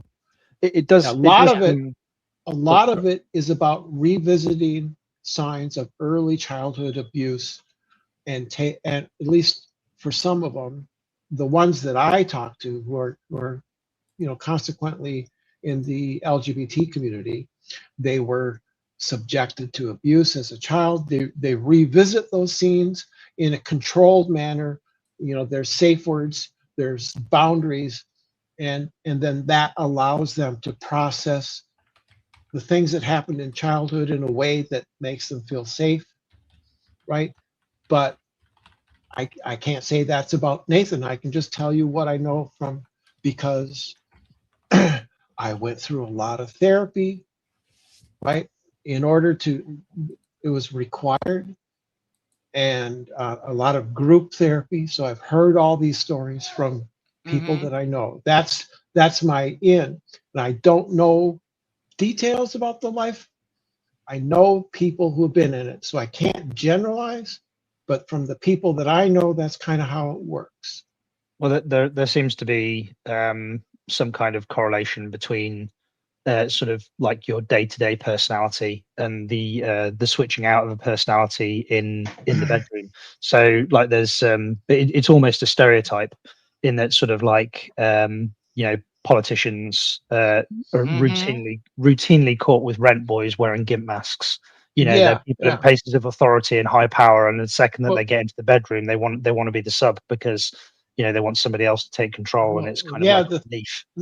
The thing I've heard is like people in positions of power, like for instance, judges, for instance, will seek out, say, a dominatrix because they are human beings, and every day they're doing things. Well, like they're sending people to jail, and they know jail is really bad, right? Or they're sending these people to spend life dealing with these people, and then they have feelings of guilt and shame because they have to make judgments about people, and they're just human beings, and so they seek out a dominatrix to help them process intense emotions. That's my understanding. You know, I'd never really thought about that. You know how we end up with like a high proportion of sociopaths in like the C-suite in business, and a high proportion of sociopaths in political power. What do we think the proportion of sociopaths is in like the judiciary, or with like prosecutors? You'd think they'd seek out those positions as well. I don't know. I don't know. I don't know. Yeah, I mean, I hate giving any more oxygen to Nathan Oakley. I only asked the question because I was curious. No, I was serious. I was curious how a human being can get this way, because he literally has nothing redeeming about his personality. Yeah. Well, I think it's a multitude of factors. It's a whole personality thing, and then he rode the wave of just sitting there and doing his thing and being able to pay the mortgage and so on. And now he's not able to do that anymore. I mean, I quite like his haircut. I mean, sort of like stage 3 leukemia-ish, isn't it? Yeah. Yes. All right, hold on. Rammed up him, raped by me, raped, because you'll have them rammed back up you. It will be forcibly rammed up. What the hell is wrong with him? I thought you guys were exaggerating. No. That is a compilation from that 8-hour video, that 8-hour meltdown stream. Arnold managed to chop it up into every time he said something like that, and then yes, Oakley says that all of that is metaphorical. This is a fantasy. Yeah, he always said metaphorically, but that's like, have you beaten your wife lately? That's not really what you're saying. You're not actually asking that question. It's a leading question. And this is a sexual fantasy. He is enacting sexual fantasies for 8 hours. Yeah. He's all about the details. Of sadistic, of homosexual sadism for 8 hours. Yep. Oakley, you are the bro. We have a PhD Tony in the house. Hello. From the reified position of being on a Balkan offer that's anything newer than about 100 years old. And in reality, we're only talking 500 years of their overall rhetoric. So it's either 500, 400, 300, couple of... Yeah, more like 2,500, but okay. I was going to say, hang on a minute. Like, yeah. He loves the term reified. I love the fact that he squeezes that in wherever he can. Yeah, which he is uses ironic. it wrong. It grinds my gears. They always use it wrong. Reification means that is exactly what their flat Earth AE map is. They're saying the map, the AE map, is in fact the physical flat Earth. That's reification. Right. They use it wrong all the time. Another grind my gears moment is when he talks about pseudo-Riemannian Riemannian. Yes. It's the man's name is Riemann. Riemann, for one thing, and it's and you can ask PhD Tony. I don't have the chat open. Riemannian manifolds are not fake manifolds. They're not true manifolds, is my understanding. Arnold for $5 says, everybody calm down. It's just a metaphor for jamming his feet up another man's asshole. DM'd you some fun AI slop gifs. Okay, hold on. I'm kind of sorry, Max. I feel like I'm sort of going on and on about this, but part of my transition process is basically I went through group therapy, and basically it's a course in human sexuality. My life right now is extraordinarily vanilla and boring. Just to let everybody know, I only know this stuff by proxy because I was in group therapies for a few years, and so I learned all this stuff. Yeah. I totally get that though. I mean, It's, the guy. There was a guy. The interesting ones, the guy who had to have sex with a McDonald's hamburger. oh my. That was interesting. What the? I once, you know that I work with a learning management system company, and once we did a live event for a sexology conference, and I listened to a bunch of chats, a bunch of presentations in the conference, and there was one that they were talking about. They were talking about sex in the nursing home, and how they need to provide like a safe environment, because apparently it's no one talks about this, but apparently people in the nursing homes, they fuck a lot. Yeah, And, Well, we get it in the it news. doesn't go away. It doesn't go away. You're human.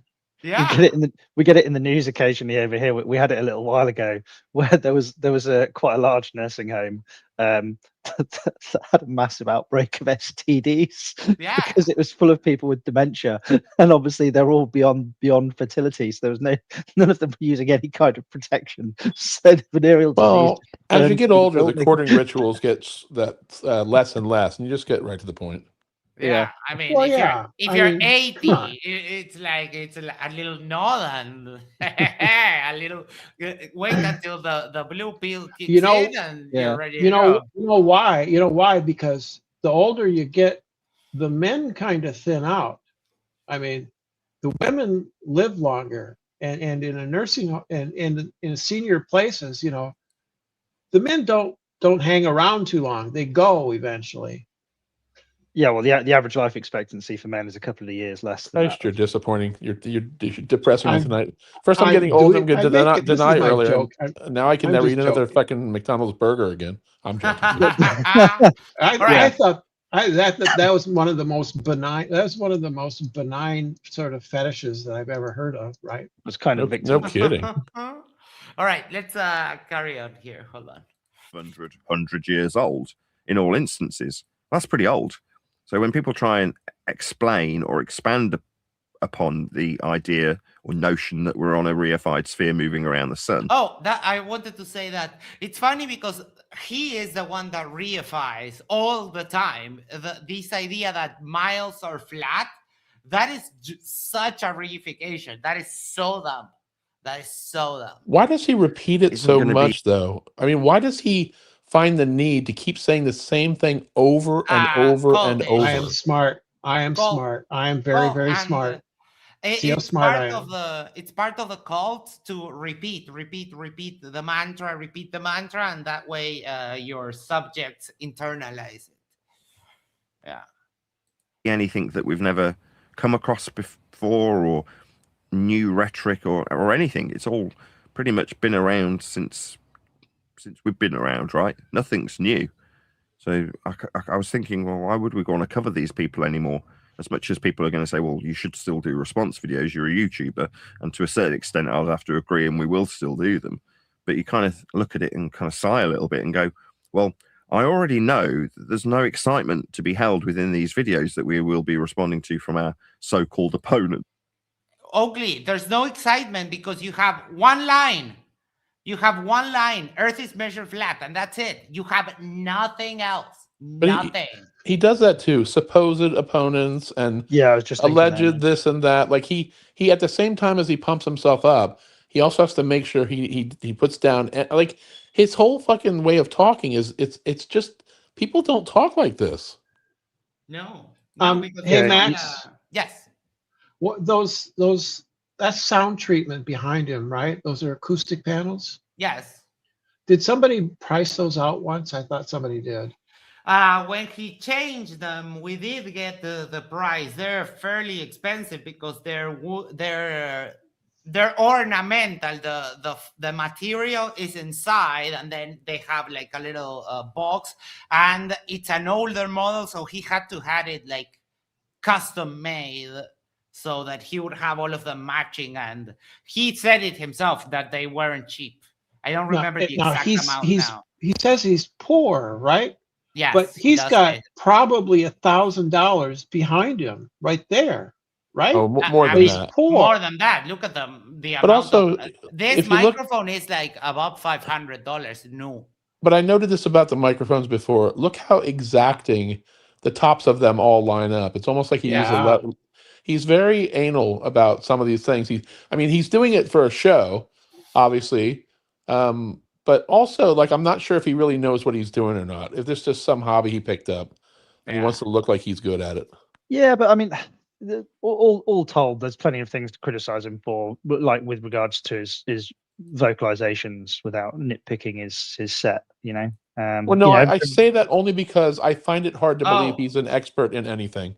No, the problem is that John, he's kind of moved a little bit away from that. But at the beginning of the year, it was his thing, just crying for 10, 15 minutes every show about how he makes no money, about how he's been doing this for 10, 12 years, and he cannot even afford the mortgage. And it's like, well, dude, your show has been you chanting your mantra and nothing, yelling at people, insulting people, muting people, and not having debates in a show that is ironically called Flat Earth Debate. Does he have like a day job? No. So this is his full time. No. Yeah. His entire book. This is how Nathan Oakley wrote his book. He plays video games, and John Stunya and Adam Meakin and others wrote the book. Yeah. When they left with his book, he then gave it to his wife and played video games. So say that again. Oakley, huh? This buttery fuck has a wife. Yes, he does have a wife and kids. Yes, but he does fuck all. People around him do stuff for him. Yep. And he usually said that he was taking the money that he makes on PayPal and paying it to his wife so that she would transcribe his book, because the book is just transcripts of his shows. I can't wait until that release. Is going to be amazing. We're going to have a lot of fun with that. So it's a book in the same way as who's that grifter from the States? No, the dinosaur Adventureland guy. Kent Hovind. Kent Hovind, yes. In the same way as he's got his PhD dissertation starts with "Hello, my name is Kent Hovind." You know, it's a book in that kind of. I'm not trying to load up on him, by the way, but my whole point about him, he is specifically one of the most disgusting. I mean, I'm trying to find something redeeming about him, and in the hours of stuff I've seen, it's the same angry, nasty. I mean, he's just. I don't know how I don't know how he ever met a woman, and I don't know how he ever met somebody that wanted to have a family with him. But he must be toxic to all of them as well. Yeah, well, they met probably before he became a flirt, so he might have. It's also possible he's very good at putting on a mask. Yeah, sociopaths are generally very good at that. Arnold says, who has the details on why Oakley got pissed off at Ledwell? I know. It was because Ledwell was fence-sitting. He was supporting QE. He was supporting Oakley. And apparently Ledwell sent a super chat, probably dipping from the Antarctica Fund, sent a super chat to QE, and Oakley got super pissed because QE... The money-grabbing, thieving cunt. That's Quantum Eraser. By the way, if you want really good stories, follow Deplorable Ilk and his tracking of Ledwell and the saga of his truck. Oh, yes. Hold on, I need to go to the toilet, so I think we can make a little pause on that. It's like 4 minutes. It should be just play it. Yeah. Deplorable Ilk. 1 second. So one super chat was enough to alienate him. Yes, because he sent one super chat. Colonel for $2 says, well, wait, so now he only has 4 cents in the fund? Yes. I mean, who knows how much money he has on that fund? Because as far as I know, he's been dipping onto it for a long time. I mean, since TFE. So Well, and also it's not surprising that one super chat set him off. I mean, it's not like narcissists are known for their sort of like patient and stoic nature, you know. True. All right, I'll play this and I'll be right back. Sorry, in case you haven't subscribed to the Plurable Ilk, he makes some very good compilations of the finest derp from Roger and other derplings. Rhonda's car actually blew up on us, so I'm having to deal with. I rode the bike back and forth to work. I rode probably 15, 16 miles a day. Wait, what? Yeah. What happened to the freaking? What's it called? The Nissan? What's it called? The Juke. The Juke. CV joint and the brace on the outside of it broke, and we took the CV. Oh, the CV joint.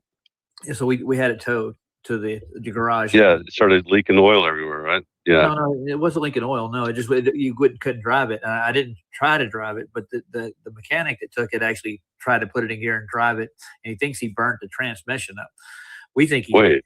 Yeah. Oh, the transmission is bad. Yeah, he said it looks like you hit something. No, it just the brace on it broke, and he ran the car, and he's like, I got a video of it, dude. Why would you run the car without fixing it? If the CV joint broke and the axle's still hooked up, why would you run the car again? Why would you put? Well, listen, you can still. I drove with a bad CV joint for like a long time. It's completely off, dude. It's completely out. Like it's like separated. Yeah. To some people, man. Well, okay, so it's not that bad then. It's not like a no, but what he did made it bad. It's like he put it in gear and tried to run it, and he was laughing about it. Him and his other mechanics. What are we watching? This guy hit something because it's the what do you call it, fluid? I don't know what that is. Out, right? Yeah, I didn't see anything leaking out of it when it left.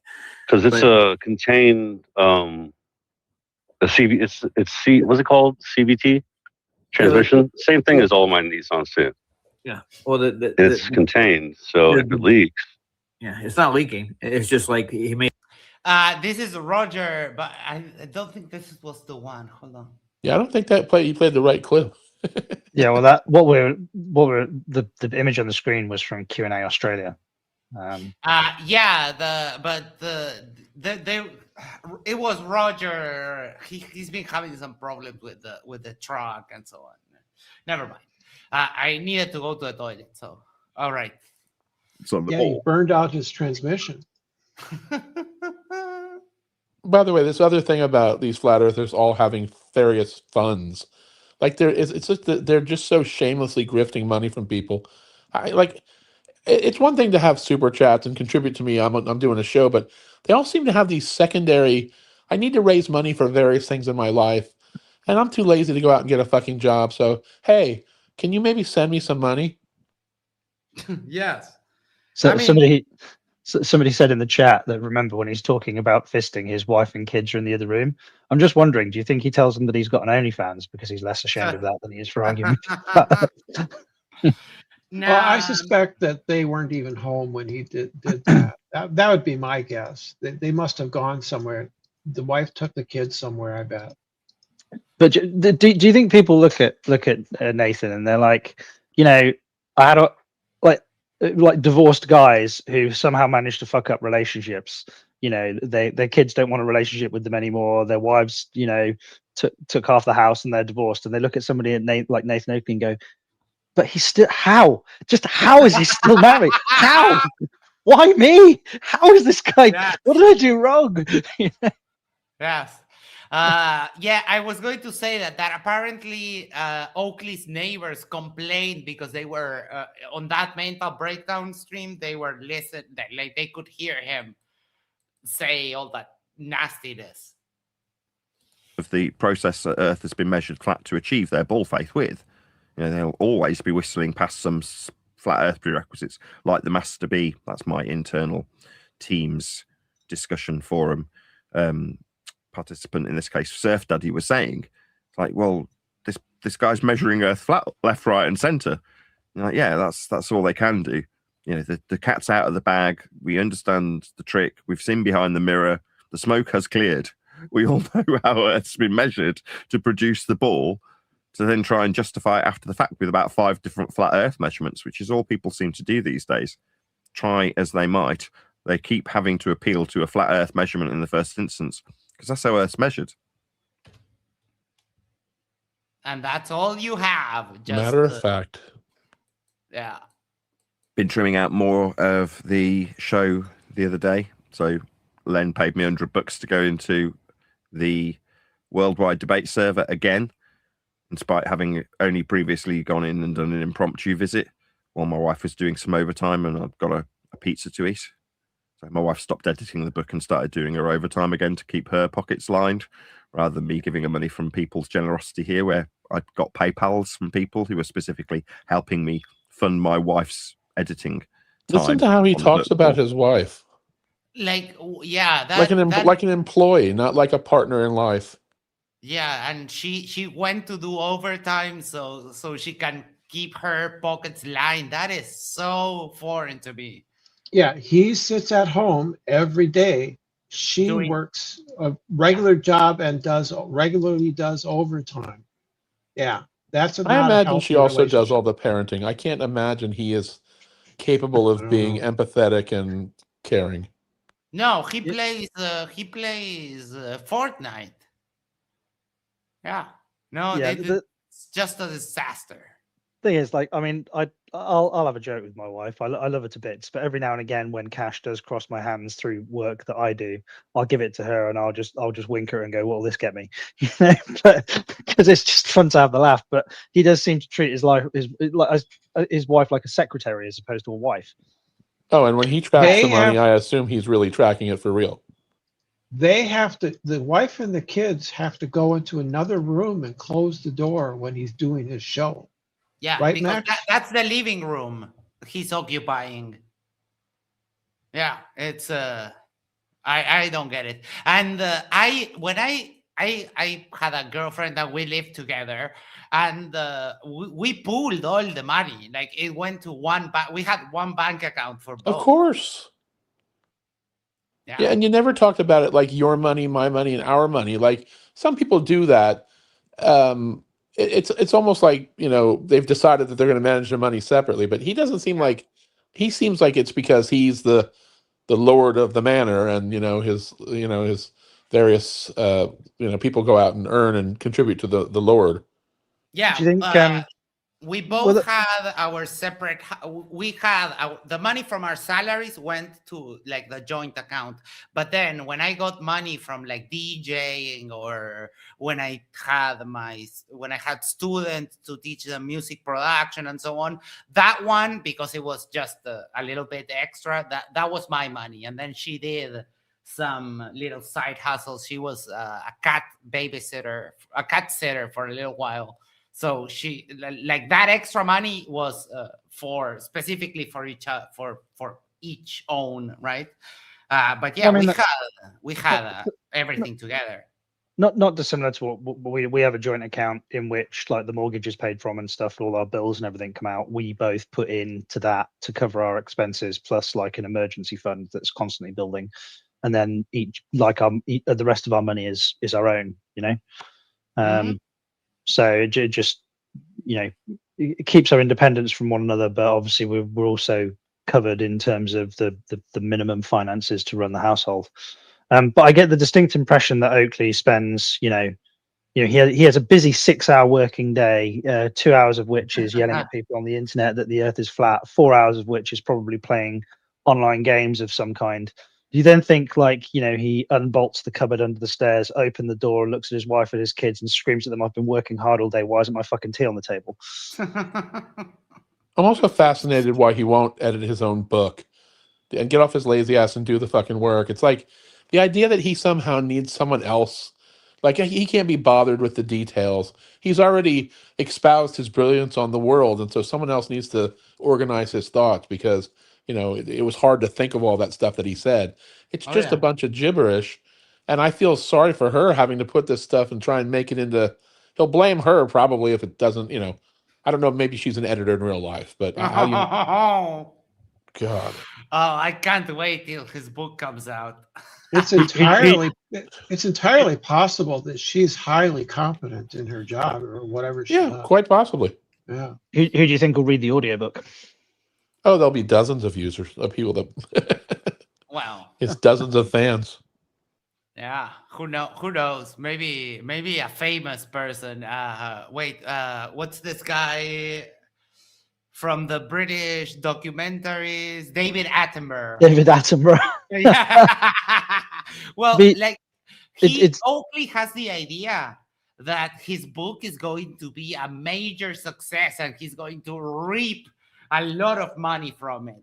To be fair, it's more likely that David Attenborough would do some kind of documentary tracking flat earthers, be like, and here we see the flat earth in their natural habitat at the Dole office.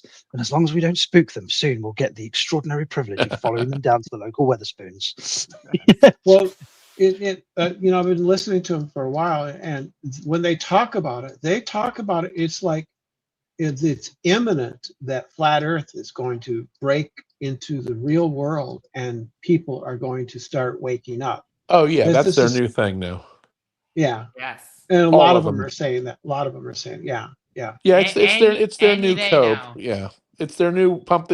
Let's pump each other up, and dish out some more cope so we can keep on going. If you think about it, if you're a flat earther and you look at the devastation ever since TFE, it's hard to keep motivated. So I imagine they do this to sort of try and stay pumped up. Like eventually we'll win, and you guys will all realize we've been right the whole time. Wait, why do I have what the hell?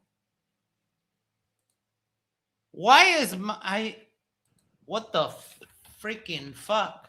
I went to Amazon because I wanted to show the. Why is it in all these stupid letters? What the fuck is this? Amazon, what the hell? What do you have your VPN set to, Max? I don't have a VPN. Why is it in English? And what was it in Hebrew? Like when? How? Well, when I need to get around the age verification on porn, I stick my VPN to Poland, and so all the adverts at the start of the videos all are in Polish. So. Oh, by the way, did anybody catch Mikey the other day? His in part of his rant when he got chased off the fairgrounds and whatever. He went into talking about he went to a park where there was apparently a bunch of Indian people there, and so he was talking about how everybody around him is Indian, and if he could just convert a few of them, and he's talking to a dozen today, but it'll be billions tomorrow. Mikey is dangerously, he's like in his own bubble, not to the level maybe of Oakley, but the two of them have a lot in common. I mean, I've looked at them combined, and they're very similar, not in their, in the level of dirt, but in the way they behave in the world. Yes.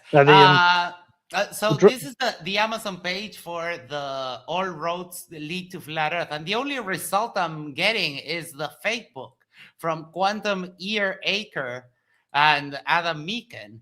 But I don't know if you saw this. 100 proof that the Earth is not a globe, the original Flat Earth Manifesto and abridged edition, and it costs 666 Uruguayan pesos. How much is it? I was wondering why these books are so expensive, and then I realized what the currency was. How many pesos do you get to the pound? To the pound? Or to the dollar? Just do the dollar. I can. To the dollar, 39 pesos per dollar. Right. Okay. So we're looking at about 50 pesos to the pound then. Okay. Yeah, well, roughly. These are still quite expensive then. Yes. I mean, who the fuck is buying these? Who knows? But hold on, let me take a screenshot of this because I can't believe they take the time to do this. Well, a lot of it, the one that I wanted to show, which is not here. Oh, I might have the PDF actually. Do you think there's some like sociologist or some like cultural anthropologist who's got all these books and they discuss about sort of like groupthink and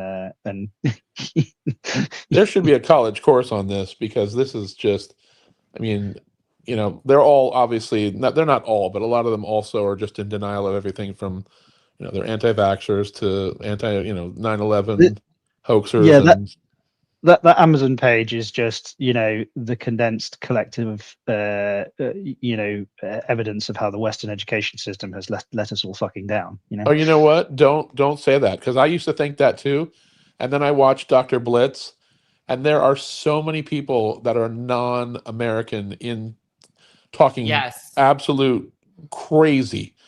I'm convinced now it's a global phenomenon. Yeah, no, it is. The flat Earth's a global phenomenon. There are Thanks, flat Blackjack. earthers. Yeah, There's sorry, no flat pun earthers intended. all around the world. Yes. I hope you didn't mean that as a joke, because if you didn't, that makes it even funnier. So I did not. This is the most recent flat Earth book that got published, and yeah, it has memes on the first page, obviously. More images. They're so bad at memes. Between that and their AI More- attempts with their songs and their stuff, it's so sad.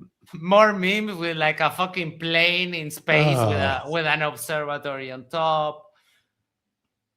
Yeah, and of course, but more memes. And this is just it's a book that is about flat Earth, but it's mostly like Discord stories and trash arguments and so on. I just can't wrap my brain like the juxtaposition between Nathan Oakley with his Stockholm syndrome wife, and then on the other side of the coin, we've got people who are engineers and scientists that are literally launching satellites into space.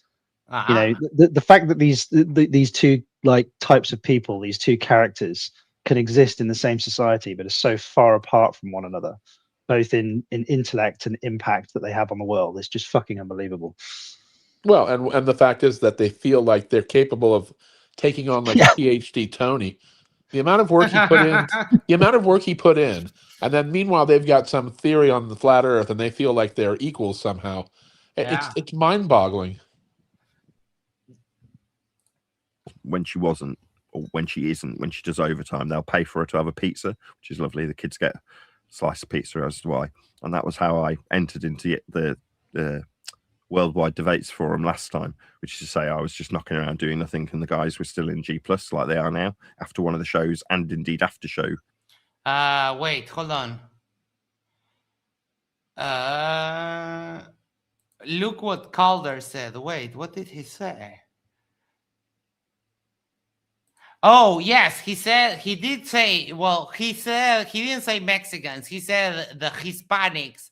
And then he said, oh, I don't want the, or the black people. And then I think he caught himself in what he was saying and said, oh, and black people with red shirts, because he was being just a little bit racist. Oh yeah, he went down that road too. Like, I just thought it was funny how, obviously he says a lot of stupid things, but I just thought it was funny how he thanks the Indian, that he's got a couple billion potential believers that he just needs to educate them to start the ball rolling. Yes, ages baby to 5 years. But this is the fake version of the book. What is weird is that the original one is not here. Wait, Brent, what do you mean the fake version? Oh yeah, this is Quantum Eraser was they were right, and this guy Adam Meakin, they were writing the book for Oakley, and then they kind of had a schism because these two guys they were like, oh, we're writing the book and we're not going to get any money of it, so they started demanding money from Oakley, right? No, I'm aware of that. Are you saying that they published theirs already? Yeah, Adam Meakin and Quantum Eraser. It's this book that I'm sharing here. They published this as a book, but then someone made like a joke version, and this is the version.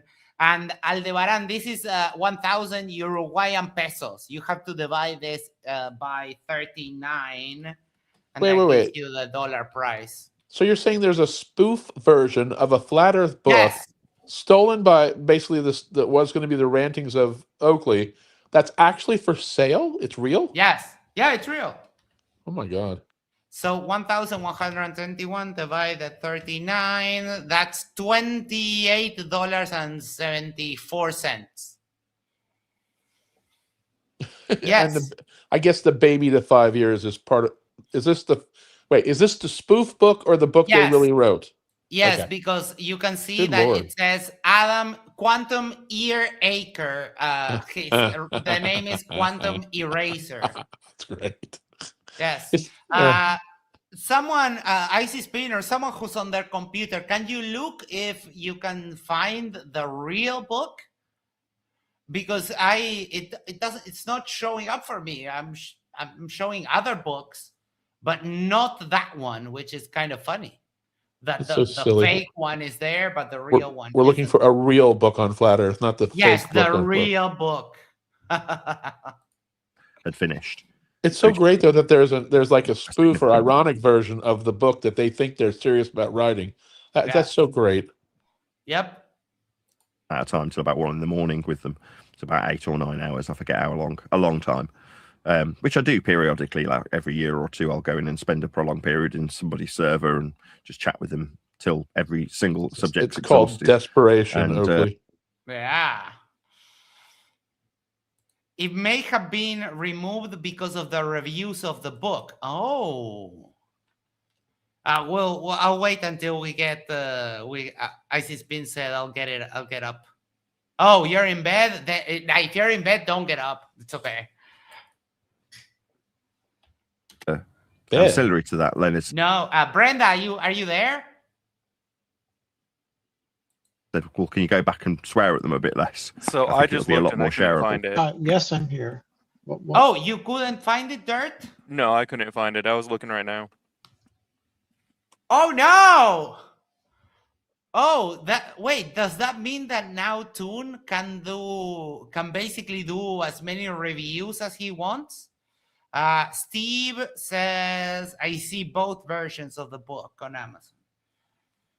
I don't have any VPN installed right now, so I can double check, but Wait, let me look. What's the title of the book? What's the title of it again?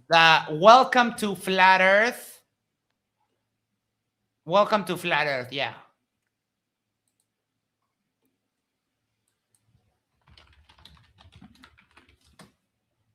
There, found. It's showing up now.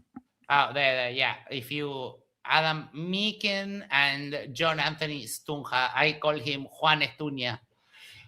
This one, 1,211, has $29.99. customer reviews. That's wild to me. The Dungeon Crawler Carl books are cheaper than that, and those books are actually good. Yes. I wish I had more hands to give it more thumbs down. This book is childishly wrong. Inspiring, says someone. The book I have been waiting for and wishing for years. This has to be one of the authors. I also had to Peter- pause my VPN for it to show up. Okay. Obviously, Peter Markley. obviously a classic up there with Spot finding his ball. Yes. Bound volume of Bosch. I have read many things in my time. It isn't just wrong, it's aggressively preposterous. Okay. Decent Flat Earth book.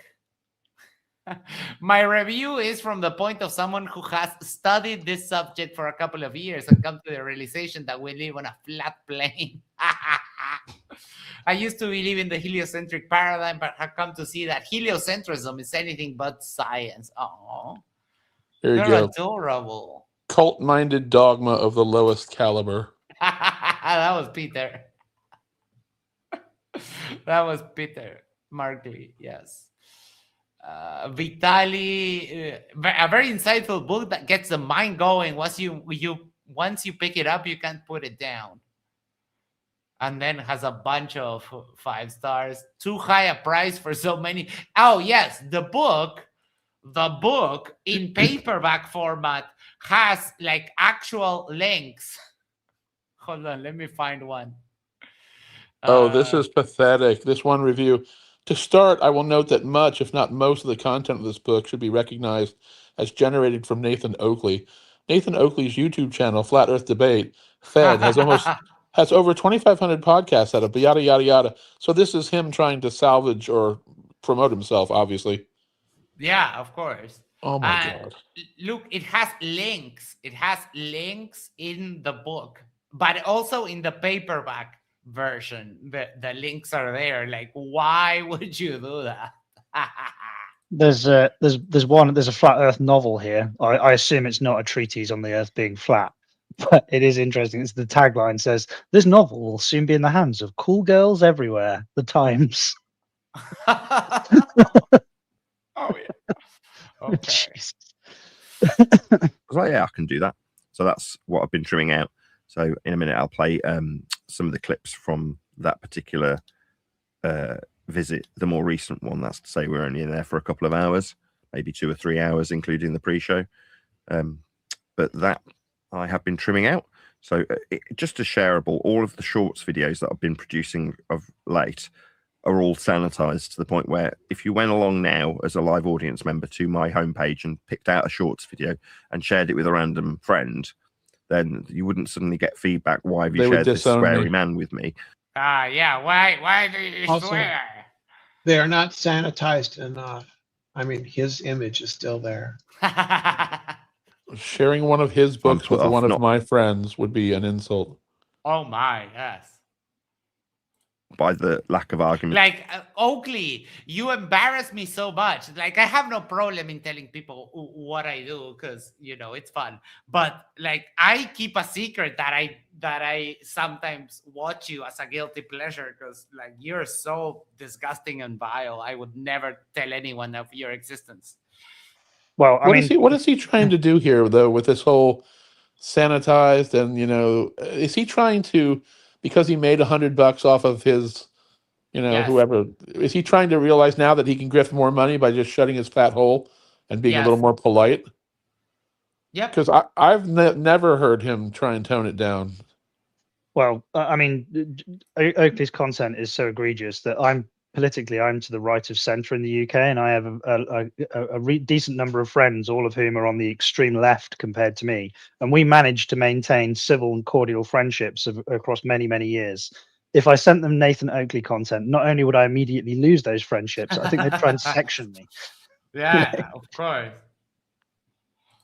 But just because I don't like blue language, fine.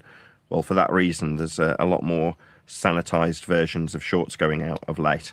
I don't have a problem with like cursing and insulting people, anything like that. What I do have a problem with is he thinks that he can insult everyone, and then when you call him a fucking idiot, he's like, "Do not swear on my show." He's like, "Well, you are talking about rape and fists up buttholes and that's not blue." He says, well, it's a little bit of blue language. No, it wasn't a little bit. It's not blue language. Blue language is using, you know, expletives in a conversation. Right. It's 8 hours of homosexual sadism. Yes, homoerotic sadism. Love it. Yeah, that's a good way to put it too. Yeah, right. That's not blue. That's purple and black. I just don't get in what world Nathan Oakley has ever considered how other people take his content. So this can only be a grab at more money because he made $100, right? Yeah, 100. Yeah, someone Nathan, sent him 100. He wants you're more. selling out, Nathan. Yeah. Oh, jeez. We have an icy spin in the house. Welcome. How you doing? Yo, what's going on? Did you get up out of bed for this? I did. Doing fantastic. Evening, sir. Taking over. Evening. I do wonder, Mr. John. Hey, Spin, how you doing, bud? Good, by the way, Icy Spin, you did really well, in my opinion, when dealing with Nathan as well as anybody could have. You and Jesse Path of Light did great jobs, which was basically you couldn't really do much with him though. But you must need an extended shower after trying to I mean, took you 3. obviously had to suck it up to try and keep him on. Yeah, I took 3 showers back to back to Yeah, back. Safety protocol. one with Purell, amoxicillin, and holy water, just to be on the safe side. That's right. You took the recipe right off of the anti-Oakley site. I see. Yeah, I told you. That's good. That's the best. That way you cover all your bases. That's it. If you threw it Without on any Oakley, you go, swearing. I'm melting. What about Yes. Or very, very limited, and if there is any, it's edited out with a little swoosh sound, so you don't hear it. But I'll give you a taster. So this is the one that I. Sorry, ate Max. just before the Quickly, I live don't. show today. I'm looking in the chat. I think PhD said he tried to join the panel, but I think he was backstage, and I don't know if you missed him. I'm so sorry if I missed you. I've been looking at the screen. Sorry. Come back. I profusely apologize. If I would have been here, I would have added you immediately, Tony. Yes. So, so Nathan's going to provide an example of his cleaned up, instead of just leaving it at that. I've got some clean versions. Like now we need to hear a sample of it. Yes. Oh, because we're going to hear the swoosh instead of his nasty words. Grounded extract says that Purell, amoxicillin, and holy water is Facazzo's lube ingredient. That's right. Just mix them all together. Is this the guy who's claimed to being a player is because he's got all of the venereal diseases? Was that him? No, that was Kiko Pip. That was That's cute. Little Q up. Facazzo's the one that had a tearful wank session. Yes, he masturbated and then cried. They dangling dingle. Oh, thank you. You're kind, Tony. I'm so sorry. I honestly wasn't paying attention to and I get a notification in the middle of the screen. I must have missed it. If it happens in the future, send me a hey, I'm here in the private chat, because I get a red thing there. So I apologize. Bullberry earth that you've assumed is below a plane you're measuring. With the language, I wonder how much of it is, because obviously you guys seem to be mostly on the US side, obviously Max notwithstanding. The Brits do tend to be a bit more sweary. I find, at least. So I'm I don't probably know going to give an example of a fairly clean one anyway, right? Well, fuck off, John. We can cuss like the rest of you. It depends on who you're talking to. And it depends a lot on the context and so on. Yeah. If they tried to edit the one that Icy Spin grabbed, it would be 7 hours of just beep, beep, beep, beep, beep, beep. I mean, you could just do one continuous beep. I removed all the silences, and it was still like 7 hours and 17 minutes or something. I do find it funny that somebody paid him like £100 or whatever to spend like an hour not swearing. Like, I mean, 2 hours. When was the last time somebody like? I don't know, but I found it funny. I've got an inside source that helps that keeps me up to date on all the Oakley things going on, and he had told me prior to the show, and I noticed, and I'm like, oh my god, he's telling me the truth. So I told him that he was just mad that I spanked his ass the last time that we talked, and he repeated it. He's like, I need a moderator. Somebody's telling me that I'm spanking my ass. And I'm like, hell yeah, that's at an hour and 56 minutes. Like, ass certainly talking his language, is on the list of spanking his things you ass. can't say in church, right? So that's got to be a cuss word. I find And it more apparently pathetic, though, that that for $100 he's willing to compromise his show. Like for a meager $100 now, he's grifting his clean versions now. Well, I think my biggest concern is that the only reason I can imagine that somebody would want to remove the naughty words from the content is because they intended to show it to children, which is fucking terrifying. Oh, please don't think that. Or to like churchgoers, or I don't know, the grandma. Wait, you mean biological children, not flat earthers? Well, that was the argument. That was the thing that his contributor supposedly was like, I love your stuff. I don't mind the swearing, but you know, I want to show this to friends of mine, and I just don't feel right about it when you're telling us, you know, how to insert your fist into certain orifices and stuff like that. Well, I see. Can you imagine going to a friend and saying, I'd like to show you this 8-hour video of a man doing simulated homosexual rape? Yeah. I can't. No. I put that up there not expecting like any views. I just thought it would be a good reference for people to pull from, you know, because it's a lot of Hey guys, the earth is flat, and here's a video of this intellectual who told me all about it. Yeah, right. Yeah, and he's like shoulder deep in saying like, I'm ramming the measurement. It's called a pregnancy test for a cow, right? Like that's what he's simulating the entire time. Yeah, it is. I grew up on a farm. Yeah, that's exactly it. If you're responsible for this, It's ultimately, Icy horrifying. Spin, I will never forgive you. I actually did one of those in Australia. But if your When I was, coverage of him is now spawned off the clean Oakley, then I will never forgive you. when I was 17 in Australia, we were on like a kangaroo farm, but they also had cows, and that was one of the things was I learned what a pregnancy test was. I said, fuck it, let's try it out. Are these your fond childhood memories? Yeah, like Fond childhood memories. Yeah, it's an old vets thing that they used to do, or an old cattleman's thing is they'd insert the arm into the rectum, and then you can thump on the lining Feel around. against the uterus, and you can feel the calf bouncing against the uterine lining. It's really insane, but yeah. How did I go from? And then we had Rocky Mountain oysters. But we did the whole 9. Yeah. All Rocky right, Mountain oysters all were right. tasty. Just a few hours ago, I was watching World Cup soccer, and now arms up to the elbow in assholes. Yeah, something like that. Okay. Nick N for $5 Canadian says Ogie has a left brain and a right brain. His left brain has nothing right, and his right brain has nothing left. That, Nick. Yes. Love it. That was phenomenal. I will defend him because there is one thing he still has going for him, and that is the need to grift money from others so he does not have to do anything. The fact that he's willing to go, clean, so to speak, it's like the comics that, I work blue, so I couldn't work in certain places. I had to clean it up. That Nathan's willing to compromise his values. Any chance for Nick? For $100. Any chance for Nick? And normally I would give him the clap, but we're not on mic shows. Is there a way that we can do a waka waka instead? That'd be a good man. Waka waka waka waka. Oh yeah. Very nice. Very nice. I had that queued up. Like immediately ready to go. I do actually need like some claps or something, because I mean I can give you the crickets, but I don't think that's good for this case. Right. I mean we could do this. Marianne, give me another beer and make sure it's cold this time, bitch. Thank you. Papa. You could use them celebrating when Mikey got another star picture, and they all clapped and celebrated. And they danced. Remember, they danced without music. I did a short.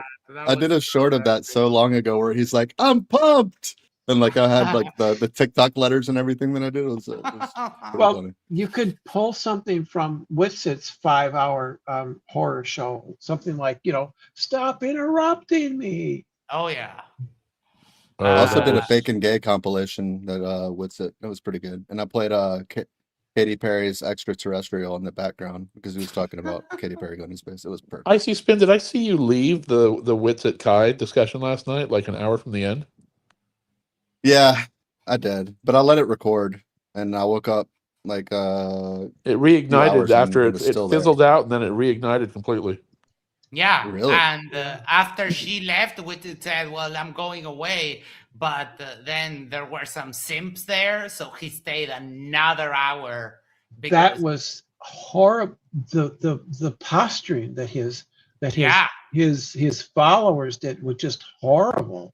And the worst part of all is that I didn't have permissions to speak, because Witsit is like, what, do you think that the creator would want me to just let her defame me and slander? And I started posting him Bible verses that said like, yes, you're supposed to do this. You're supposed to do that.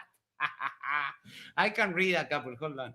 I was posting Bible verse after Bible verse, and just like shaming him, but he wasn't paying attention to the chat. So I posted like Colossians 3, but now you must get rid of all such things: anger, wrath, malice, slander, and abusive language from your mouth. Colossians 3:12, therefore, as God's chosen ones, holy and beloved, clothe yourselves with compassion, kindness, humility, meekness, and patience. But it didn't go anywhere. But the Sims were very triggered because I was doing that.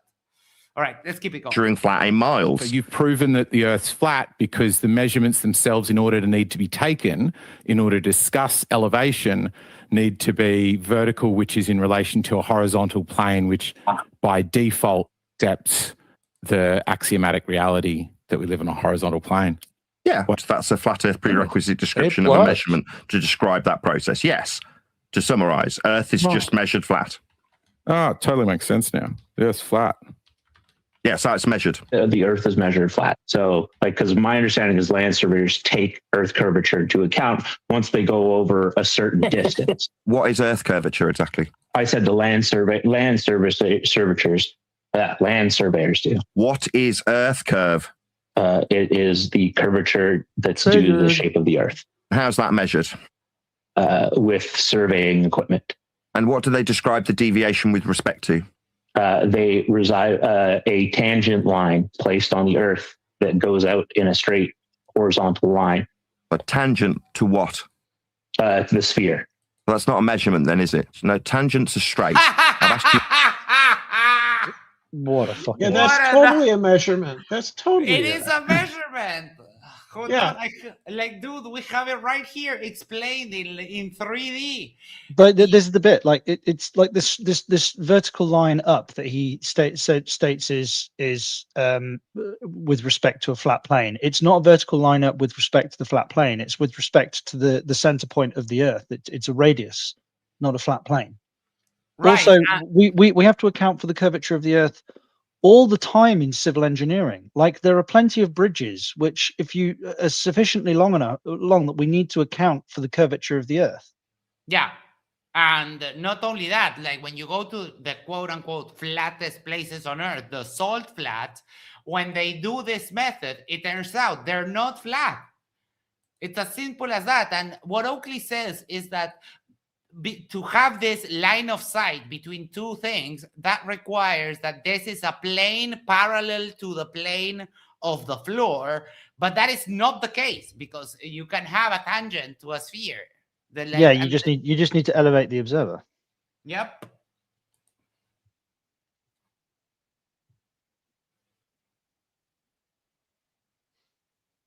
Yeah, I swear Oakley is the type of person who, if he's lucky, gets his shoes on the correct feet on the third attempt. I'm sorry? Oakley is the type of person who, if he's lucky, gets his shoes on the correct feet on the third attempt. I'm more worried that he might correct his kids' learning as they learn in school. Like, do you think he doesn't even let them get a proper education? No, my understanding from what I heard years ago, and I can't source it, and I might have misheard, but I thought that he doesn't teach them the Earth is flat. I hope that's because, true. And his excuse was they need to live in society, so he doesn't expressly teach them that it's flat. That's what I seem. Well, there you go. You've given me one redeeming I have a point memory of about it. So. Nathan Oakley. Yeah, Single redeeming point. Yeah. Okay. What So says is that this line of sight is a plane that has to be parallel to the plane of the floor, and that's just not the case. yeah. Well, I mean, look, as far as things go, we have I have learned one redeeming point about Oakley. Like, legitimately, he is not guilty of intellectual child abuse. Amazing. Well, number one, I misremember things, so I could be wrong, but it would fit with my theory that he is a pure grifter. He knows perfectly well it's not, and he just lies to about the flat Earth, and he's not going to teach his children that because that would harm their future, and he knows it. So that's my theory. So I could be wrong. I could be misremembering. So I don't know. Well, that being said, wait, John, because Geek Gee says slap the like button like Oakley does to his children. And I do have that clip. So the ball is the thing that's moving, Grumpus. I missed that. Oh my god. Yeah. Right, go on. Careful. Anything that's moving with regard to... Yeah. What the fuck? Yes, exactly. Did what that Yes. sounded like actually happen? Yes, it did. Yes, it did. It did. He slapped That- his kid on stream. But that child sounded like months old. Yeah, they were a Yeah, toddler. this is They a were few trying years old. to. This is It's a few years old. Yeah, they the kid was trying to like grab the iPad or something, and then yeah, he slapped them. He's an And, equal opportunity he abuser. slapped them on stream with the mic open, and from what it sounds like, quite hard. Okay, never mind. Hold on. Icy Spin sent me this after a little palate cleanser because of. Now this is the one when I kind of get a little excited here.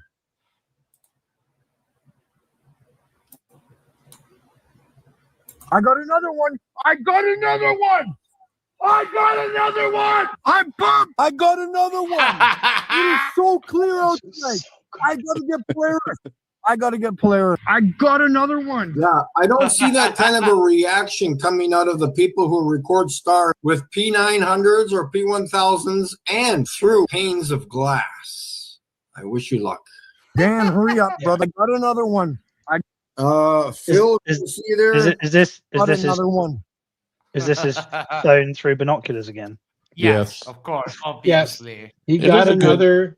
He got another highly distorted image. Yeah, why wouldn't they all look like that? Why would he be surprised? I wonder, Vlad, which star is that? That one looks like acapella. Acapella. Thank you. There it is. Thank you. Thank you. It is nice though to have a palate cleanser that's just pure stupidity after Oh my, yeah. pure vitriol. And someone who is experiencing pure joy over getting something completely wrong, that just warms my heart, bro. He's 11. Dan, Yeah, Dan, you got to come here, man. Holy shit. It has not been this clear in weeks, buddy. You're in for a treat. I'm getting too excited. No, this is serious. I got another one. I'm confirmed 5 stars.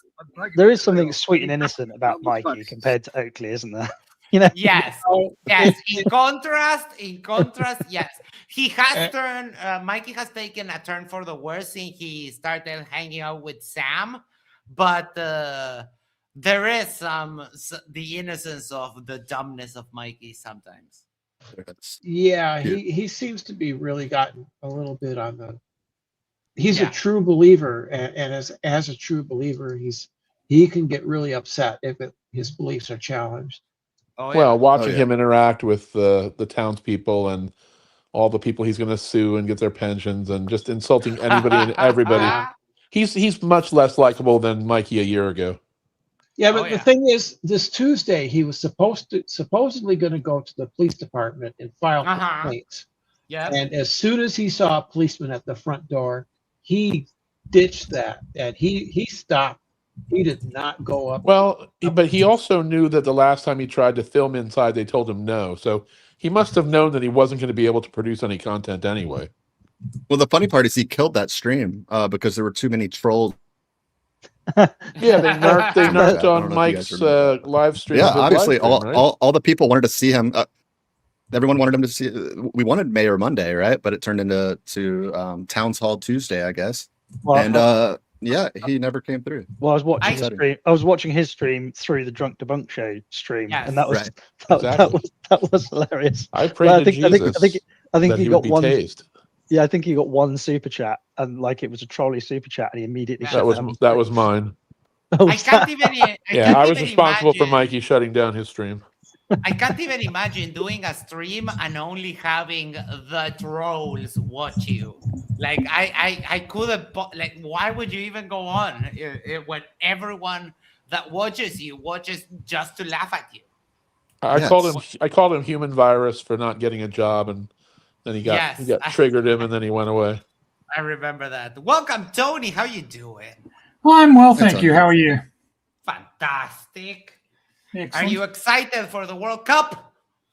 Not particularly. Soccer's not my sport, or football is not my sport, more correctly. Okay. And furthermore, I don't think that either America or FIFA necessarily deserve my watch time. That is Whoa. FIFA, that is a very maybe, hard but time. that's a That is little a very hard time. Yeah. I FIFA. get I'll it. give you, but why America, Tony? Well, there are some political aspects to what's going on that that I feel like viewing would express support for. Oh On yeah, the- but on the the- on the, teams can't help what happened there. I Yeah. thought you meant like we're still in the infancy and we're not worthy type thing. Okay, I got you. Isn't the Iranian well, team- Australia's a much younger country, but I wanted to. The reason I came on, Mikey is sweet. Mikey is occasionally sweet, but he's also got zero impulse control, and that makes him sort of. It makes him a paranoid toddler with a low anger threshold, and that makes him childlike. He is potentially extremely dangerous. In mental health terms, he is likely to get agitated by something and to just go off on it. It won't necessarily be quick, and the more this goes on, the more wound up you see him getting. He went from 0 to 100 on that interview with Creaky and MC Toon. Oh yeah. Very, very, they weren't being mean, they weren't insulting him. He just went straight off. I don't think he can tell. That's a man who is that is a man who sees and ruminates a lot and can be very easily triggered. Do you think Sam is kind of feeding into that a little bit? I haven't watched enough of Sam's interactions with him. Sam is certainly validating him and making it, by providing that validation, he's deepening Mikey's descent into delusion. I got a question for PhD Tony, please. Mm-hmm. What exactly is pseudo-Riemannian manifold? What does the pseudo mean? What is it? So a Riemannian manifold is a manifold with a standard metric that can be used to define distances, volumes, and that sort of thing.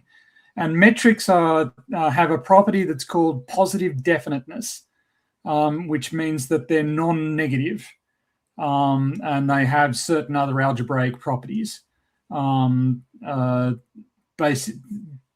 can get into the details of that, but basically they produce either 0 or a positive number. They don't produce negative numbers.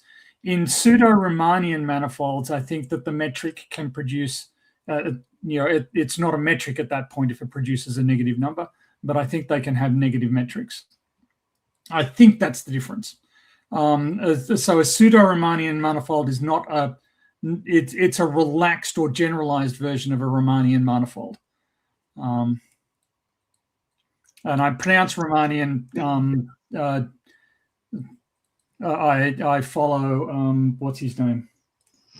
Who was there's a mathematician who was also a comedian. Tom Lehrer, that's his name.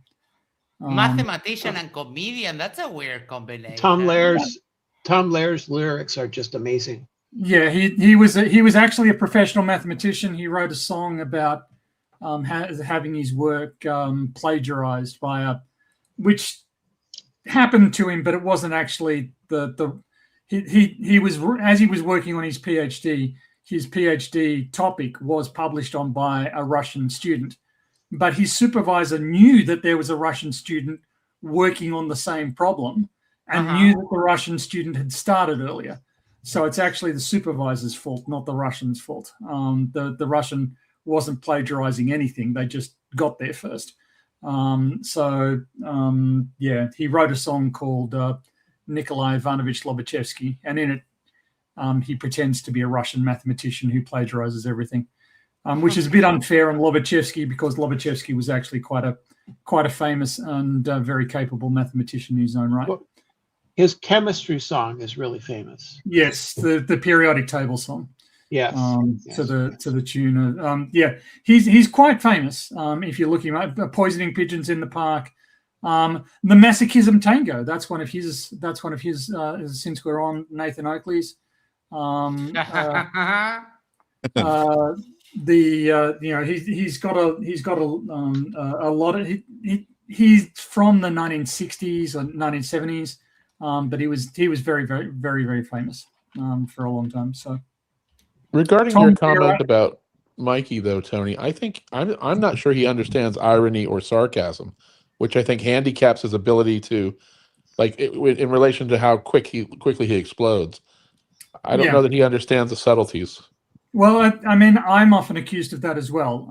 I often don't find ironic interpretations of what has just been said particularly funny, so No, I tend to assume that they're never. not a joke, and I tend to react straight-facedly to them. That may be part of being on the spectrum. It may be part of just not being that agile. But it is very true. But he can probably tell when he is being mocked, and it'll probably upset him. So if you are condescending and rude to him, it'll trigger him. I'm not sure there are times I've seen him on his own live where people are clearly mocking him and he doesn't get it for quite some time. Yeah, he would be oblivious quite often. Once he gets it, it will upset him. I have a great sense of humor. It most of the time does not work on text. On text, it just, unless you put like an XD or a smiley face or a ha ha ha. It's not just you.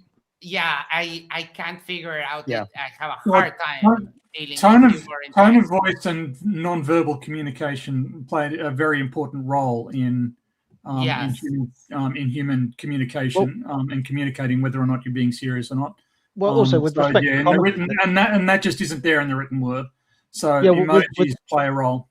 There's the Jim Jeffries, obviously the comedian. There's that Jim Jeffries sketch where he does a sketch about how a news reporter turned up to one of his shows and wrote a transcript of one of his shows. And when you read the transcript of the jokes, deadpan, they just sound horrific. Obviously, when he delivers them, it's clear that it's comedy. He just lays it bare. It's obviously made a comedy sketch out of it. So I get that with text messages as well. Like oh my, yes.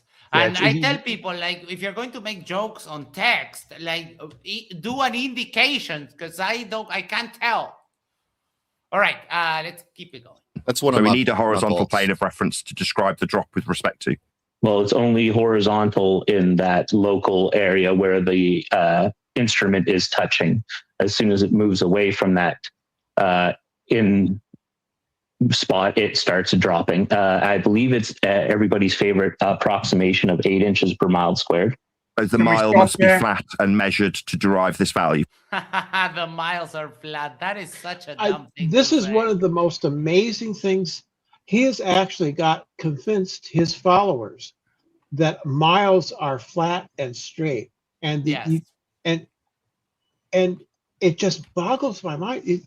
You could teach this to children, right? But I feel like we're missing the bigger error that the Glober made. He was asked what curvature is, and he doesn't know the definition. 8 inches per mile squared is the drop from the tangent, and Oakley is correct in the sense that in that formula, it's distance measured along the tangent. So it is in that formula, you're measuring along that horizontal plane, or you're calculating along that horizontal plane. Now it doesn't make much difference. You'll get the same formula if you use the distance around for small angles anyway. If you use the distance around the curve, but he was asked. Oakley asked him, "What is curvature?" Curvature is change in angle per unit distance. 1 degree per 69 miles or 111.2 kilometers is, by definition, curvature. Right. I have a little simulation that a friend of mine from Discord made. And at 300 miles, it's already off the 8 inches per mile square thing. Tony, can I ask you for clarification though? It's an approximation. So you've and got it's from the floor, right? It's from the ground level, so you would have to be laying prone on the floor. Well, if you imagine you're taking a tangent at the top here, it goes off, and then you're drawing a ray that goes down. You're trying to work out the distance from the surface of the sphere up to the ray. So that's r plus h. That's r. So it's the square root of r plus h squared minus r squared.